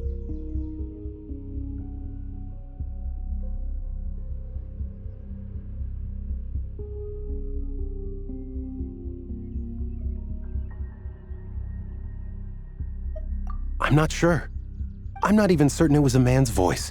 It's hard to remember now that I've been repeating it so much myself. Anyway, the good news is I no longer feel like my head is going to explode. Of course, the bad news is that phrase has been stuck in my head for the past few days. Wow. But doesn't it have the opposite effect? Like, the more you say don't eat it, the more you want to eat it? Yes, that's exactly right. Whoever the voice belongs to, I don't know what his deal is with those nuts. Well, the world's a big place. There's bound to be people who don't like sweet stuff. I suppose.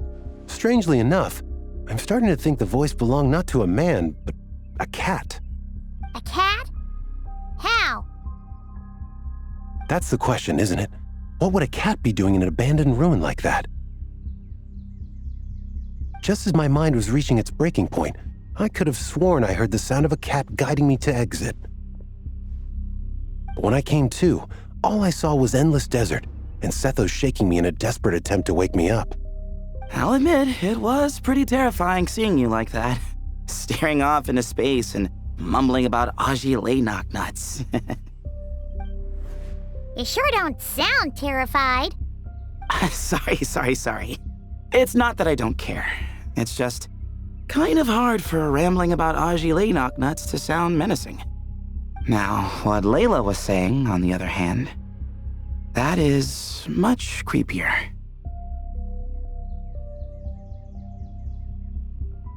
Exactly. The unknown is what breeds fear. Agelenok nuts are familiar. But the moon suspended above us at night? That's about as foreign as it gets. Well, we don't know that for sure. There could be a whole other world inside an agelenok nut, with a moon of its own. Huh. I guess. Agelenok nuts are not to be underestimated. Right, yeah, of course. Won't catch me disparaging the mighty agelenok nut. No, sir. Huh. So, a similar thing happened to Layla then? Yeah, I think so. I was in a hurry to rescue Jur, so I put a marker on the incident site so we could go back and investigate. When his condition stabilized, we doubled back around to check and...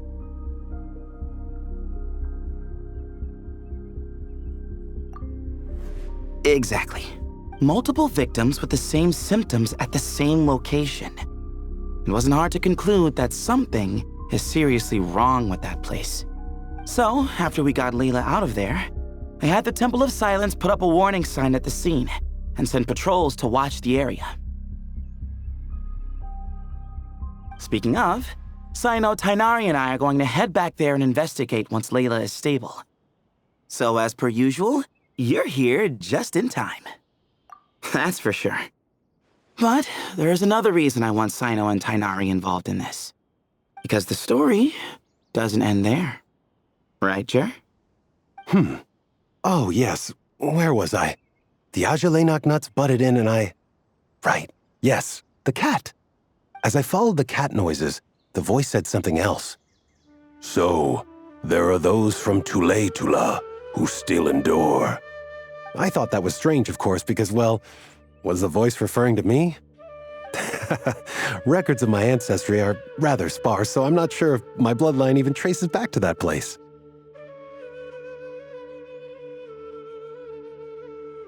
That's right. The Temple of Silence's place of origin. And the home of Tainari's people. Plus, Harmonubis, who Sino and I both share a connection to, was one of the city's founders. As the temple's current leader, if something strange happens in the desert, it's my job to get to the bottom of it. But it turns out, a lot of people have a horse in this race, and I'm not leaving any of them out. See? Knew you'd join. But yeah, that's all we know about Jer's situation. Tainari should be done on his end. Let's head back and check on Miss Layla.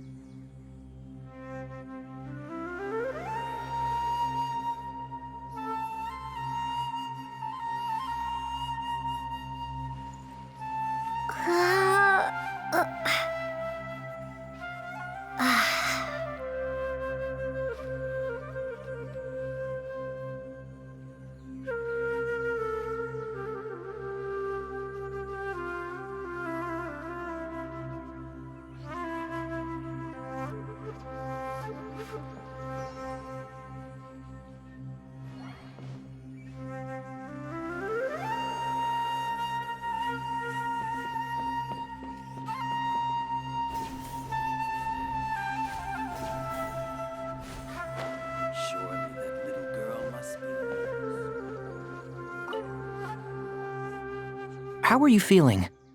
But don't speak if it's too taxing. It's fine. I'm much better now, thanks. I feel like I haven't slept in 2 days, so pretty much back to normal. Whoa. That's your normal? Traveler, Paimon, I thought I heard your voices earlier. Oh, and, I'm sorry. Huh? You don't have to apologize. He didn't do anything wrong. No, I just mean, I think I'm about to disappoint you. My head was kinda muddled earlier, but I still heard your conversation. I know you're trying to figure out what happened to me, and I want to help. But, I really don't remember anything. Does your head still hurt? No, I feel fine. The incense you made helped a lot. I'm still hearing those words in my head, but other than that, I'm okay. It's just, all I remember are those words. Everything else is a total blank. One moment I was heading to the stargazing point I'd calculated, and the next, I was on my back in the sand. The same phrase playing over and over again in my mind. How many moons are there in the sky? Sethos, did your friend Jur suffer from memory loss too? Not really. His memories are blurry, but there aren't huge gaps like this. He remembers touching something. Someone talking, a voice mentioning Tuletula, and hearing a cat lead him to the exit. A cat. Did you hear it too? Huh? Now that you mention it, I think so. It was so soft. Which means, at the very least, what the two of you experienced while escaping the ruin is consistent. A single sentence repeating in your heads, and the faint sound of a cat. Still not a lot to go off of. Agreed. Oh, is your head hurting again, Layla? No, sometimes, my friends and classmates, I don't talk about it a lot because, Ah, I see. Well, thank you for telling us. But I don't think we need to dwell on that for now. We're gonna check out the site of the incident for ourselves, so that should help us come to our own conclusions.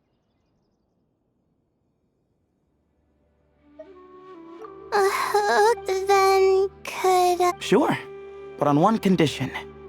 You need to be in tip-top shape before we head out. If your condition isn't stable enough before then, we'll have to figure out something else. Of course. Well, I'm more concerned about Tainari. You sure you'll be alright in the desert? You say that like I'll evaporate on first contact with sand or something. Call it curiosity. If this concerns my ancestors, I want to figure out what's going on. Anyway, as long as I take things slow when the sun's out, I should be fine with the right preparation. Besides, it's a good idea to have a doctor on hand in case of emergencies. So long as our doctor doesn't become the emergency. Well, if that happens, I suppose I'll just have to rely on the kindness of my entourage to haul me back home. All right, well, that all sounds good to me. Let's meet in 2 days like we agreed. Jer and I are gonna head back to the Temple of Silence to do some research in the meantime. See you in a couple days. Sounds good. What about you, Layla? If you feel like you need more rest, I can arrange a room for you to stay in. No, besides, You sure? Don't push it too hard, or you might end up sleepwalking along the way. Don't worry. I have other things I need to do anyway. Like, if I don't get it all done... I'm not so sure that's... a much better idea. Thank you, Traveler. Of course, if anything starts to feel off, come back for a checkup right away. You'd better listen to him, Layla, or he'll feed you tasteless slop as a punishment. Punishment? You're the one who caught a cold. You're supposed to eat light when that happens. Besides, with your nose stuffed up like that, you couldn't taste anything to begin with. Huh. Is that so? And here I thought it was an in-taste-to-know issue. Should have seen that coming. You're off the clock, so now it's time for puns, huh? Oh, brother, not this again. Don't worry, Paimon. I understand. If you want me to stop, then... Then? You'll have to call a plumber. Tell them someone's gotta pipe down.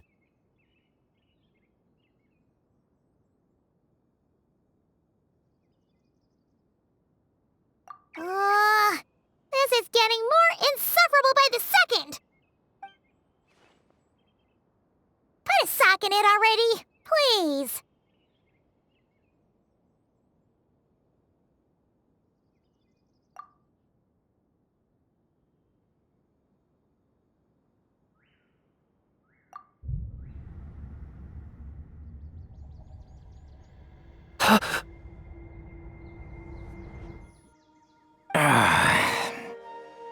Paimon's done with this game.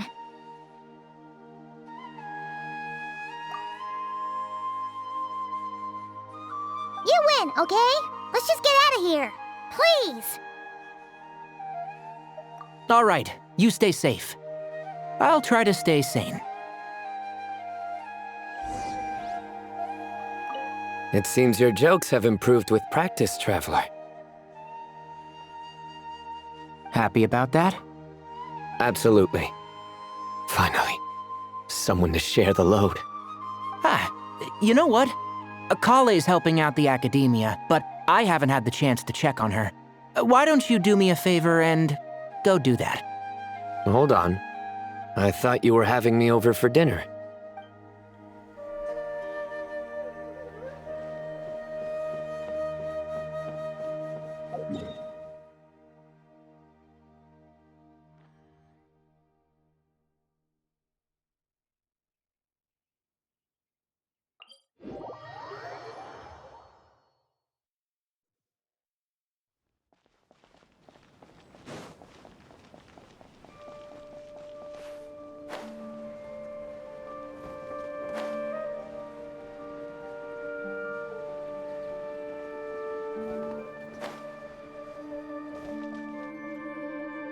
Moons.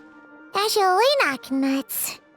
Moons. Azulenak nuts? Are the moons going... nuts?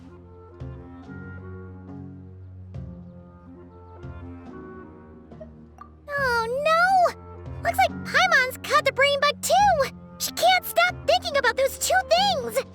Oh, Paimon's gotta clear her head. But how? Aha! Got it! The cafe over there!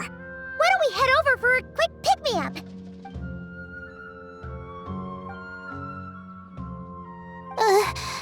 Sorry.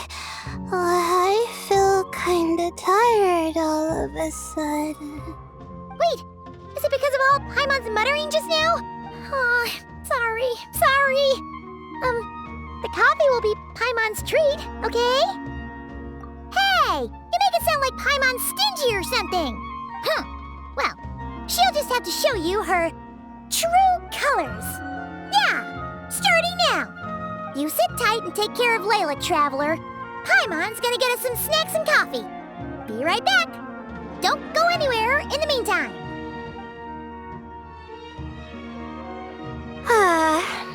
She's pushing herself again as always.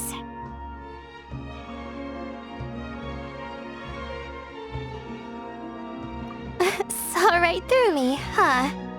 I apologize for the sudden emergence, but I didn't have any other options. Well, that's true. So, for our sake and your safety, allow me to fill in the gaps in her memory. That's right.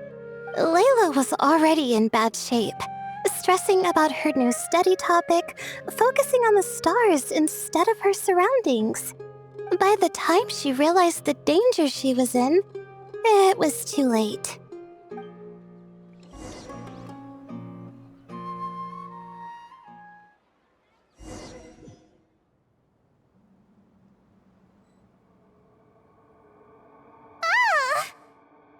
Quicksand near the ideal viewing spot? Wasn't expecting that. Looks like Layla's been under a lot of pressure lately. She hasn't been paying attention to her surroundings. But why would quicksand lead to a place like this? Well, all in all, looks like a common desert ruin. Guess there's nothing to do but try to find a way out. Oh, Layla, what have you gotten yourself into this time?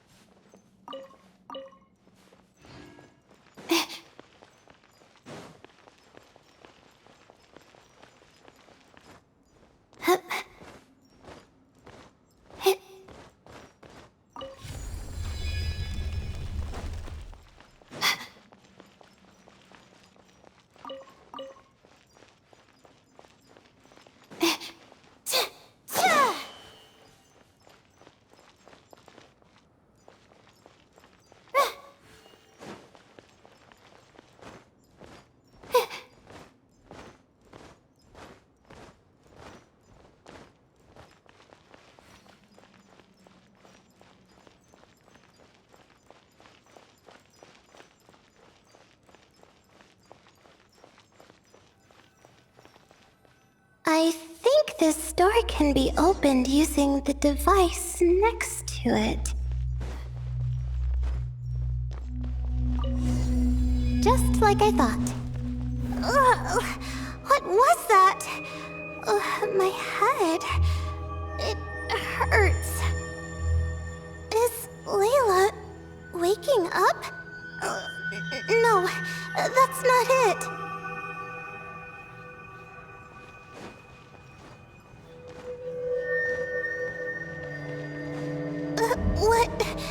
What's going on?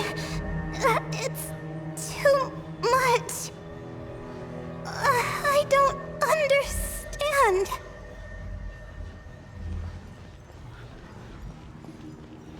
The ground is... Where am I? It's spinning.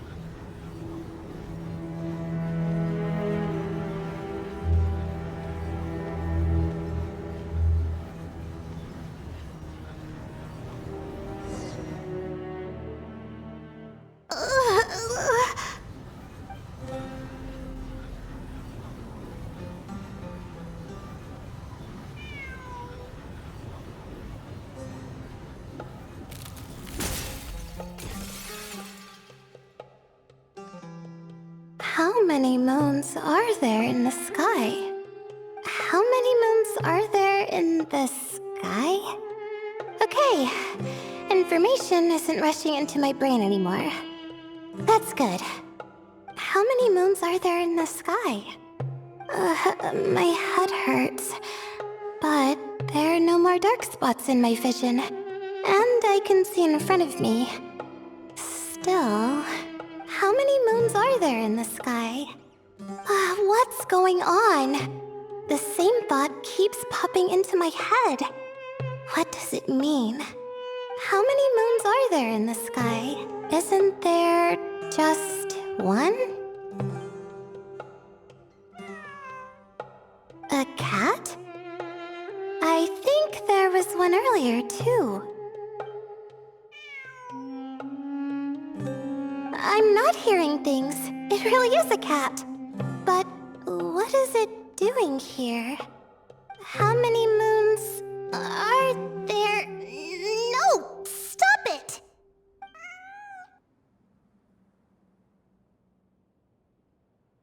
Does it want me to follow its cries? Well, it's not like I've got other options. Come on, Layla. You can do this.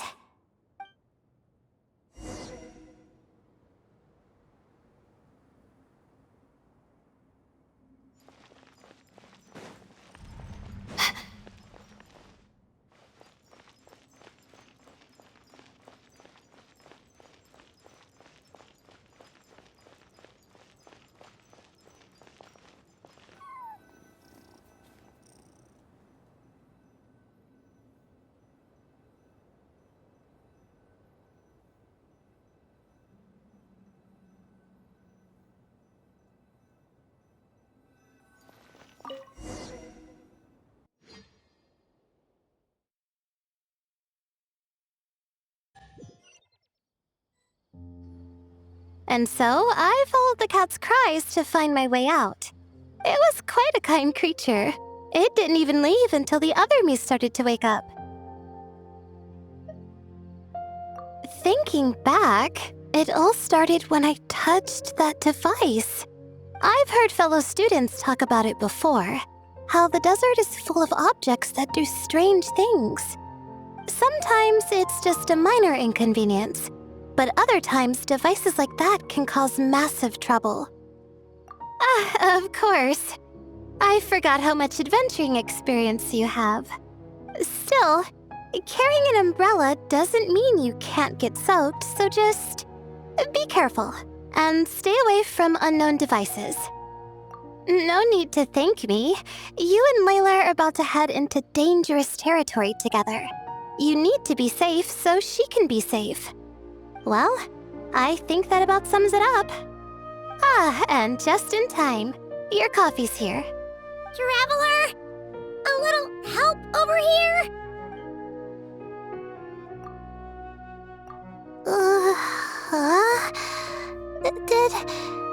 Did I fall asleep? Wow! Paimon didn't even know she had such an impressive skill. Ha! Does that mean since Paimon bought this coffee, it would just make you sleepier? A beverage that puts people to sleep. Better saved for work hours, I think. What? So you can nap on the job? Who does that? Huh? Oh.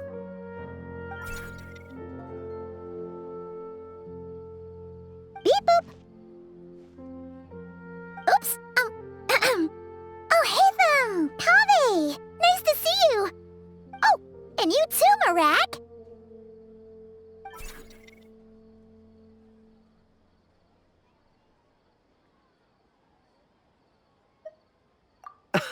Sorry. Hope we're not interrupting anything. Miss Layla, you don't look so good. Is everything all right? Oh, I'm fine. I was sleeping just now, so I'm still a bit... Ah, I see. And we woke you, didn't we? I'm sorry. We shouldn't have been so loud. No, you didn't. I didn't mean it like that. Sorry.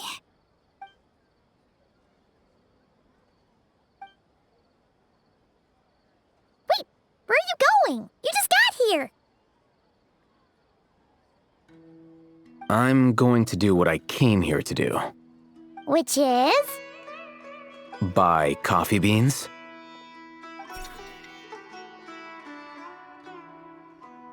Huh? You're going too? Marak! Fine. Run off with him. See if I care. Well, looks like I get you to myself.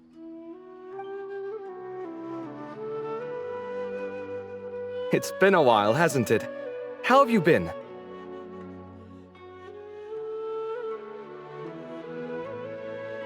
So, a busy life of adventuring for you, and a busy life of academics for Miss Layla, is that right? Oh, is something wrong?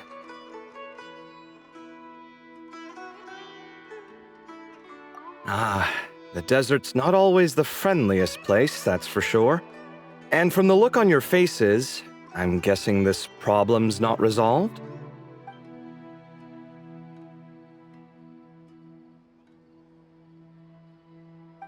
Don't force yourself to talk about it, of course. But I've worked on several projects in the desert before, so if there's anything I can do to help, just say the word. No, I don't have anything to hide. It's just complicated, so explaining might take time. Ah, well, lucky for us, I've got that in spades. Yes, you have been quite sedentary recently. Excuse me? I've been going about work as normal, thank you. And, might I add, you do way less work than me. I do the amount of work that is required of me. Ah, yes, you and your stellar work ethic. The stuff of legends. Oh, now look what you've done. I've lost my train of thought. Where were we? The problem in the desert. Wait, you were listening earlier? Oh, we're giving the silent treatment now? Mature, very mature. Continue, Miss Layla. I'm curious as to how this incident unfolded. What did I tell you? This one doesn't have enough to do. Alright, well...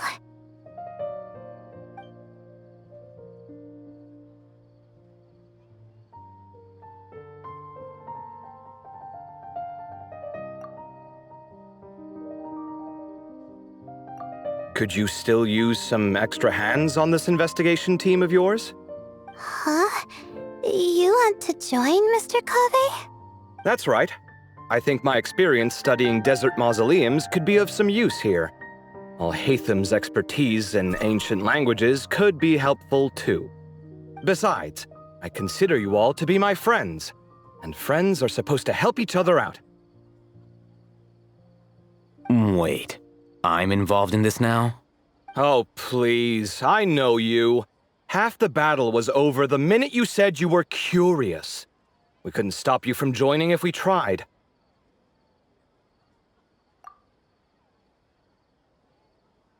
Well, you've got me there. Besides...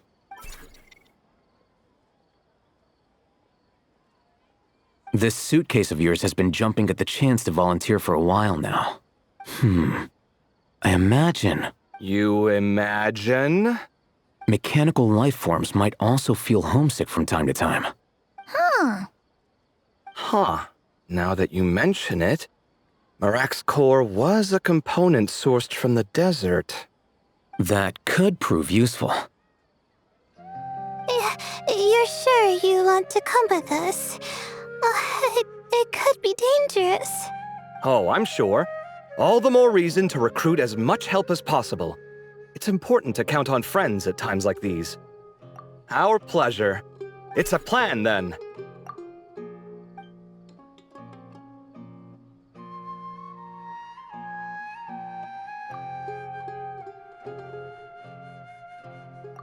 All right, we'll head back to our place to get ready. This one hasn't been on a trip in a while. Chances are, he doesn't even remember how to pack a suitcase. I'm not worried. It'll get done. Somehow. Would it kill you to help every once in a while? I do help. It's called moral support. Oh, of course. And I am ever so grateful. Goodbye, you three. We'll see you soon!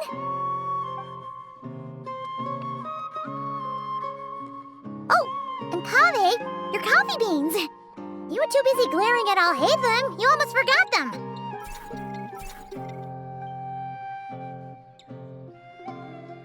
Well, we're pretty close to the academia now. I should be fine from here. Thanks for the coffee, Paimon. I feel much better now. Right. I'll follow the doctor's orders. Or try to, at least. With the blessing of the stars, I hope we all get a good night's sleep.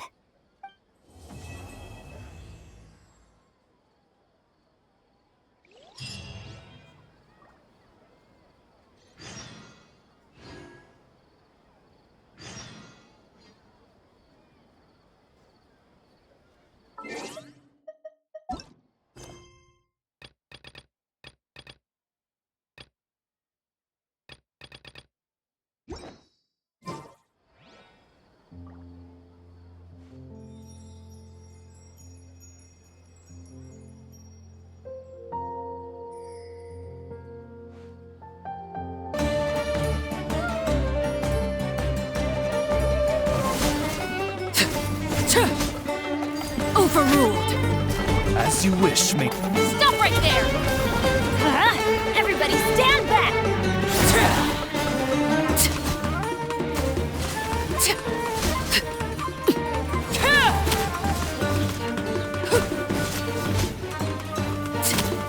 Laid bare. By royal decree, drop your weapons! I'm going in!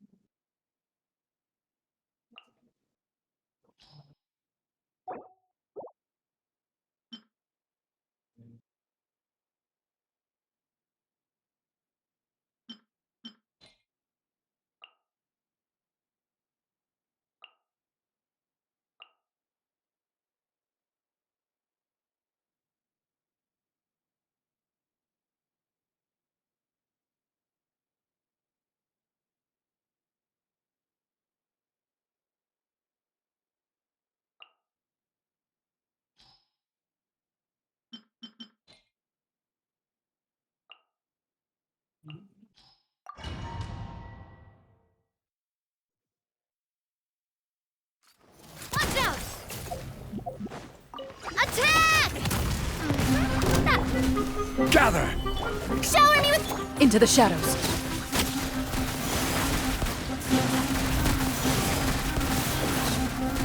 This one's got your name on it! Feeling lucky?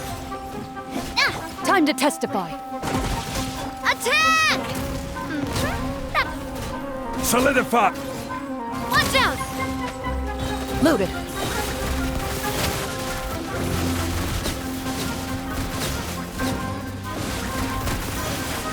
Attack! That's the way. Coming at ya! Feeling lucky? Hiya! Into the shadows. Oh, a proper send-off! From the side. Where evil lurks, shoot on sight. Umbrella warfare, I guess. Ha! Ah!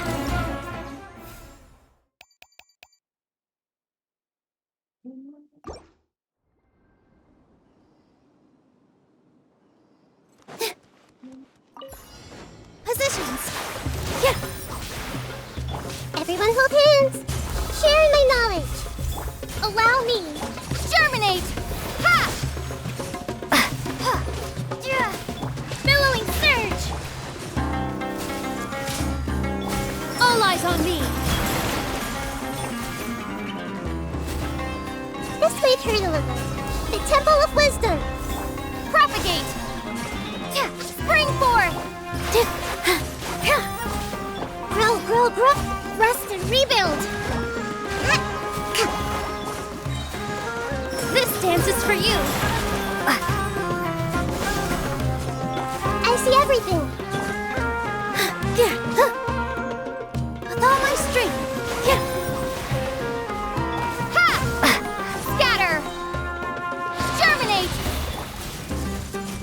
Make yourselves at home. Torrent, bring refuge. All eyes on me!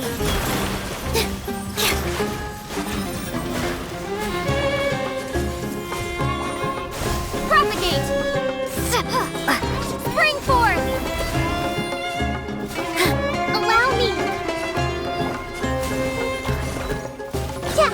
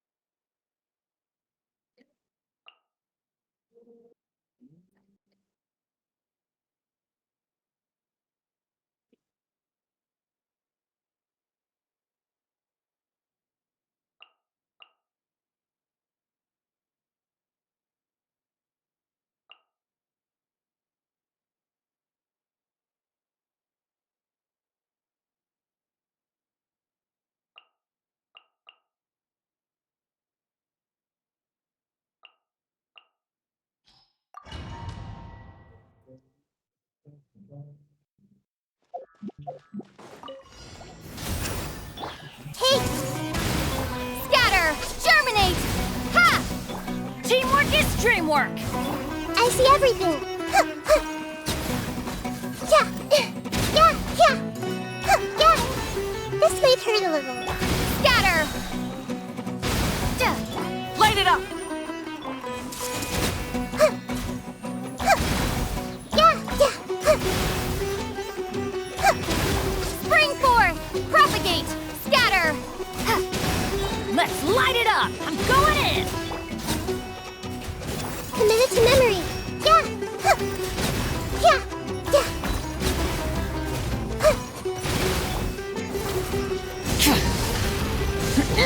Hey! Rise with the sun! Huh? Teamwork is dreamwork! I see everything. Yeah.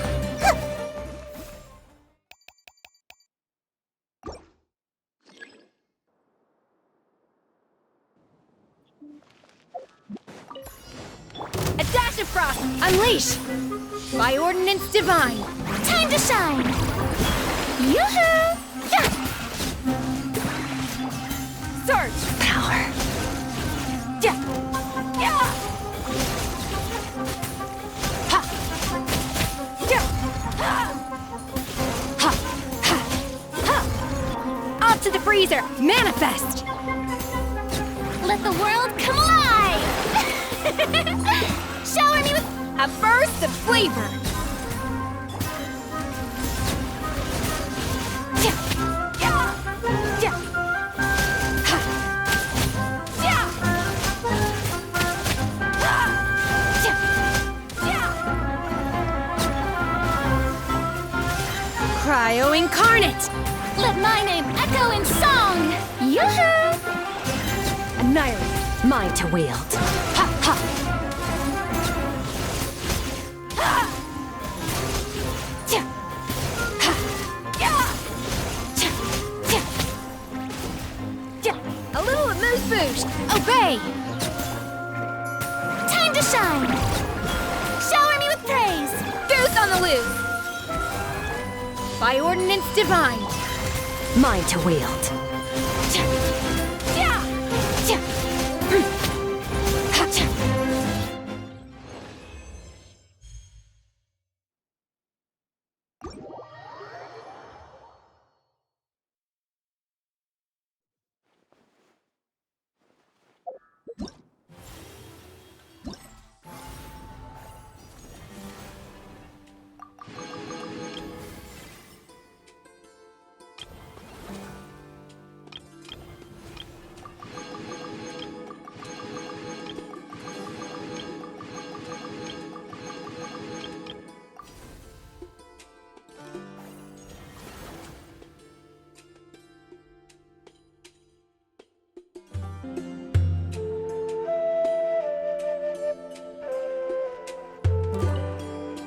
Hey there! Ready to go full speed ahead with Cullen Anbot and Bardrone Bunny? Our 2 scouting buddies are tuned up and ready for testing. Don't worry, I'm using this station as a temporary office for the Fieldwise Center as a whole. But it hasn't been too bad. Just a lot of data processing for our scout bots and some paperwork. Oh, and we also give suggestions on how to modify the internal mechanisms. When an investigation team comes along, we register them and check if emergency training is needed. Then we take care of the departure procedures, allocate the required personnel and equipment, and then we monitor the situation with their camp provisions and touch base with the logistics staff. I don't mind. It's just temporary. The center hasn't been open for too long, so we're still working out the kinks. Yeah. Plus, verifying travel qualifications and keeping an eye on logistics is nothing new for me. And the academia is sending specialists to set up a formal administrative team soon. We just have to show them the ropes. Some of them are here already. So once that's set up, and the researchers submit their certifications, we can start delegating the work. And then we can take a well-deserved break. I asked Lisa and Kaya for some recommendations before leaving, so I have a list. Time's been a bit tight this trip, but Kali took me around Sumeru City, and we had tons of amazing food. She's one busy gal, though, so I didn't want to drag her from place to place. It made more sense to spend time here helping her out. I'm sorry, Amber. For what? Seeing you take the reins, seeing your friends place their trust in you, traveling, relaxing. Besides, once we're done... That makes me... You don't need to worry about...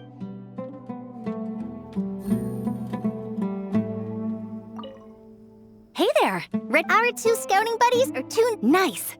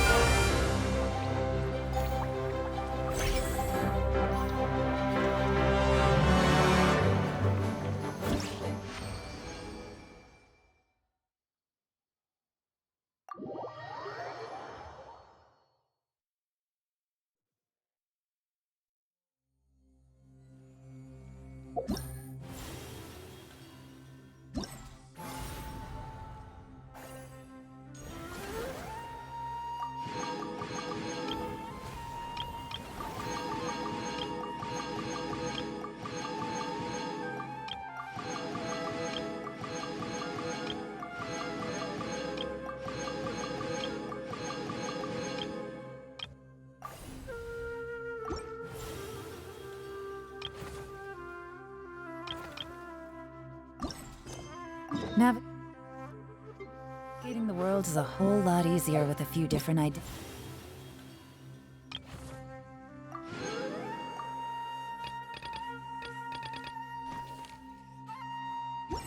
to choose from.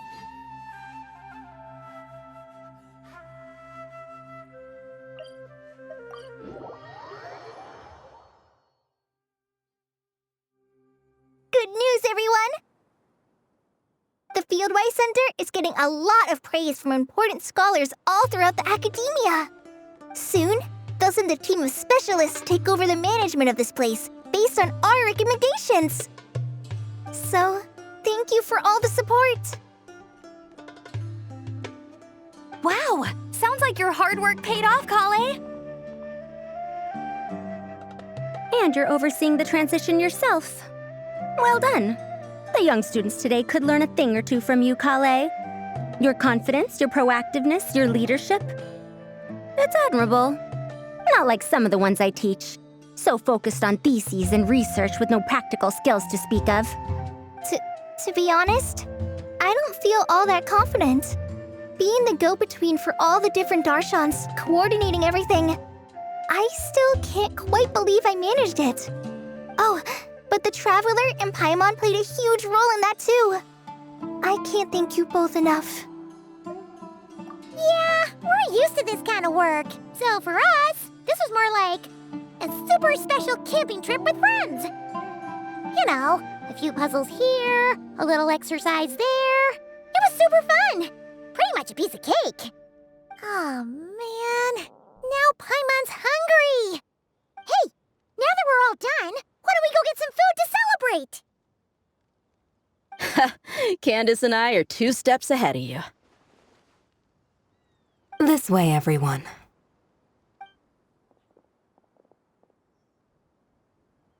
Woohoo! A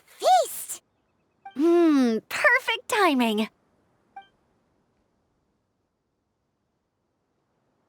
Oh, it's been a while since we've had such a delicious spread of dishes from Sumeru.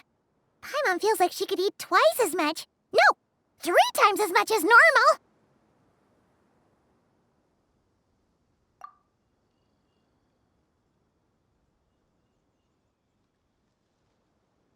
Huh, is that a challenge? Careful what you wish for. We have your wallet to think about. It's been a while since I've had food from the desert region. It's nothing like I remember. Now this is the real deal. Everything I've tried before pales in comparison. That means a lot, Madame Farazan. If all the researchers who came to our village were so polite, we would have an occasion to offer feasts like this more often. By the way, you planning on doing any sightseeing, Miss Amber? You came all this way after all. Oh, for sure. I hear that there's a forest full of gigantic trees northwest of Port Ormos, with trunks bigger than the entire width of the Good Hunter restaurant. I'd love to see it for myself. Oh, and I bet I could climb up and then glide down from the treetops. That sounds so fun. In that case, I'll give you some snacks to take with you. Like a dense cake or some dumplings. The wind's strong up there, so you don't want anything too crumbly. Oh, and you'll need a thicker water skin, so it doesn't break if it drops. Oh, dumplings sound great. So soft and chewy. Great thinking, Kale. As for the desert, I'd love to check out some of the ruins, like that giant one shaped like an hourglass. I'll just observe from a distance, though.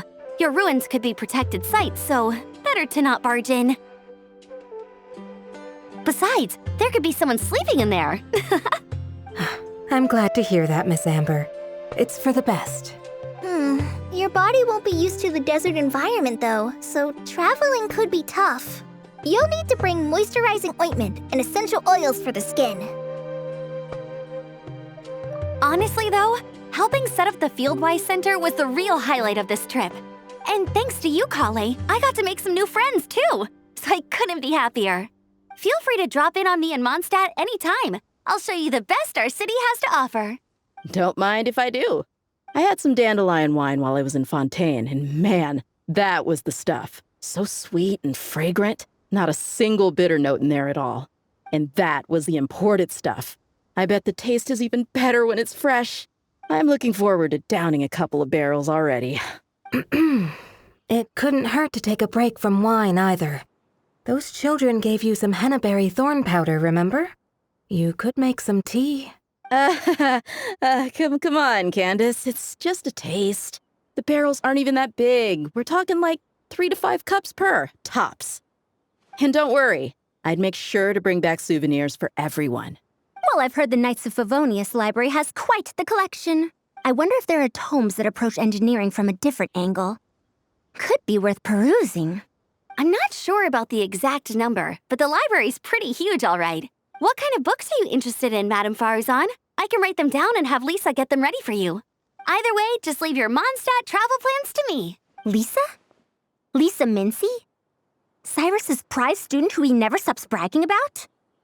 So that's where she's hiding. Ah, this is kind of nice, isn't it?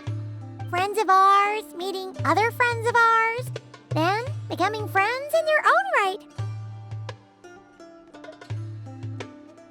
Yeah! Maybe we should start introducing our friends to each other. Paimon can think of a few who might get along. Huh, not a bad idea, right? Just imagine all the fun we could have!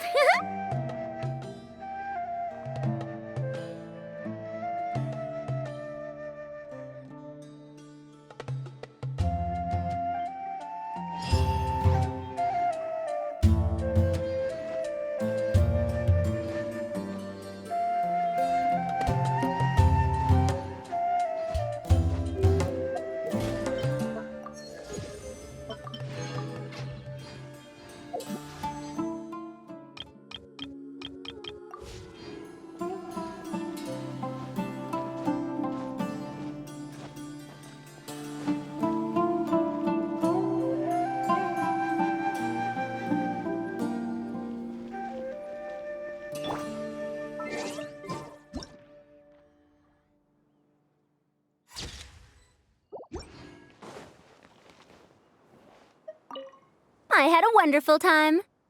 Yes, a wonderful time indeed. Now to write a list of texts to send back with that enthusiastic young girl. Don't worry, Candace. I won't drink too much. Trust me. I'm not worried about that. I just think drinking some nutritious tea could help counteract some of the negative effects on the body. That's all. Well, lucky for me, I know how to drink in moderation then. Oh, and I've got quite a bit of that tea still, okay? So, thanks for that, but, no need to send me more right now. Oh, and thank the kids for me as well. With this experience under my belt, my next trip out here should be a piece of cake. Of course, this one isn't over yet, but you've been going non-stop these past few days. Maybe we should head back to your place and take it easy for a while. Sounds good to me. I have a bunch of ingredients, snacks, and knickknacks back home that I've been wanting to show you.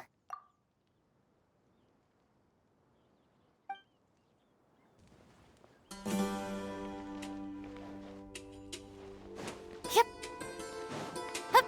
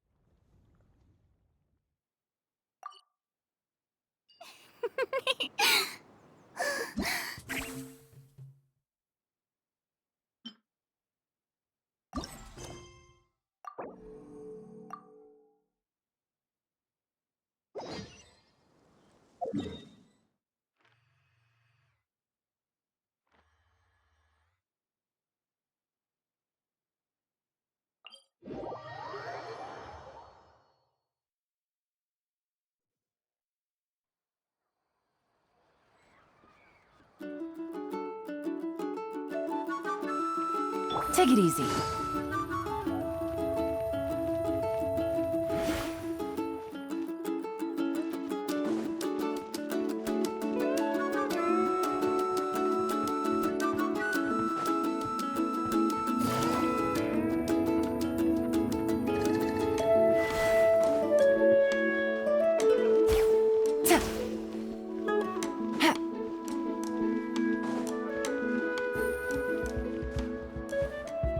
Take it easy.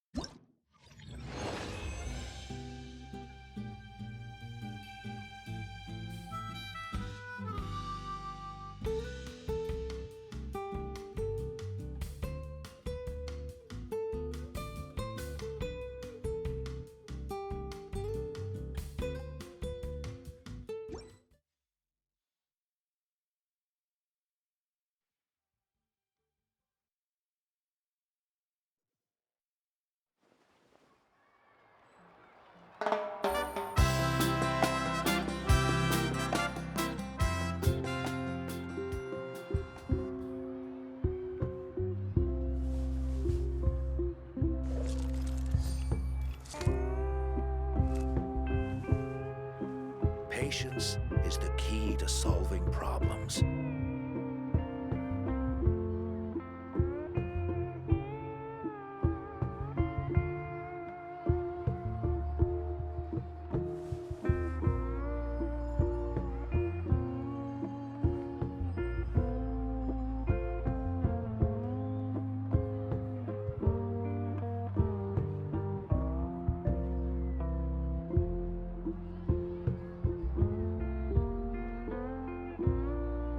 Patience is I the got a new key to letter from an solving informant. problems. Looks like the situation has changed again.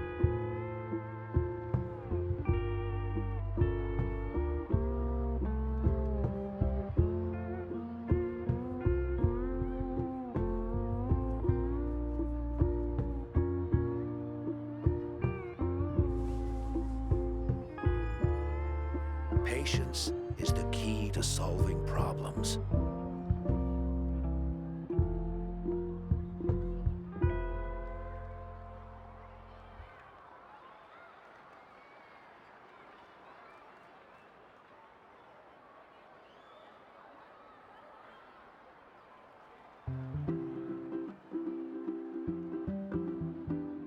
Patience is the key to solving problems.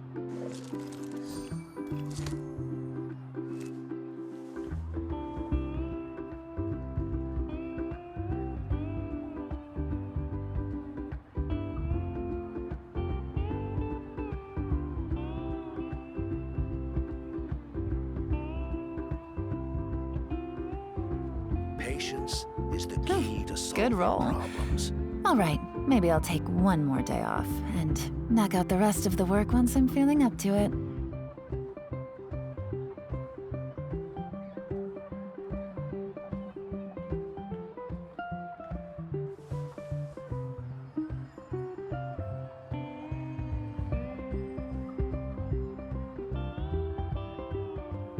Patience is the key to solving problems.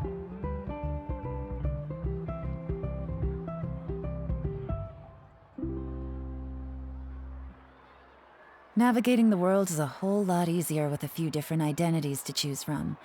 Need me to come up with some for you?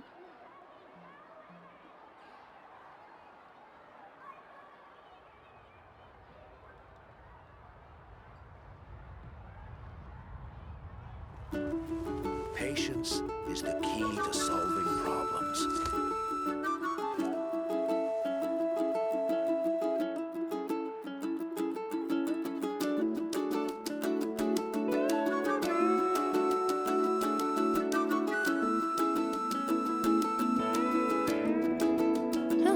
Good roll. All right, maybe I'll take one more day off and knock out the rest of the work once I'm feeling up to it. Patience is the key to solving problems.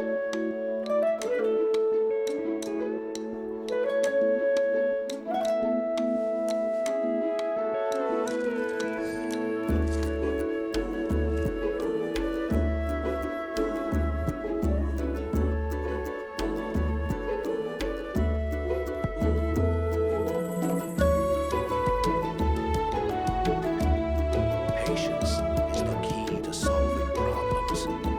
I got a new letter from an informant. Looks like the situation has changed again.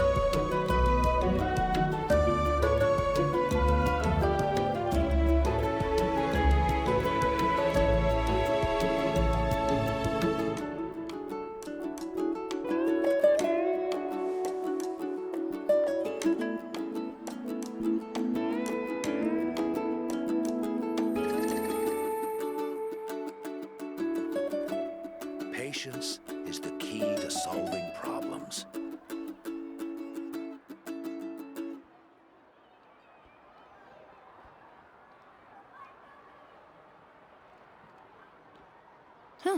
Good roll. All right, maybe I'll take one more day off and knock out the rest of the work one.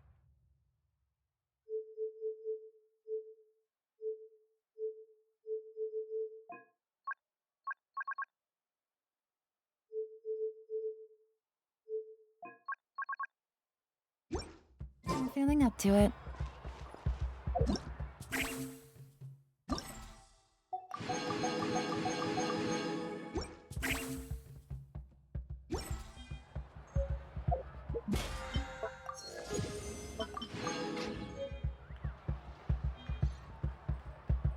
Patience is the key to solving problems.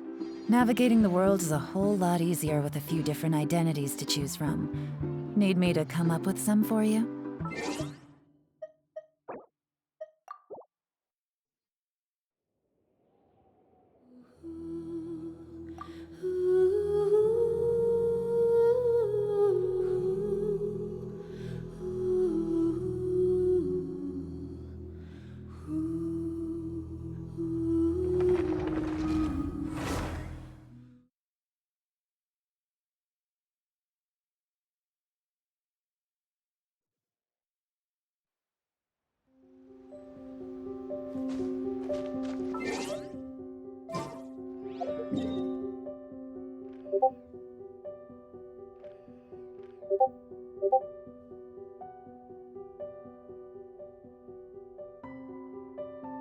You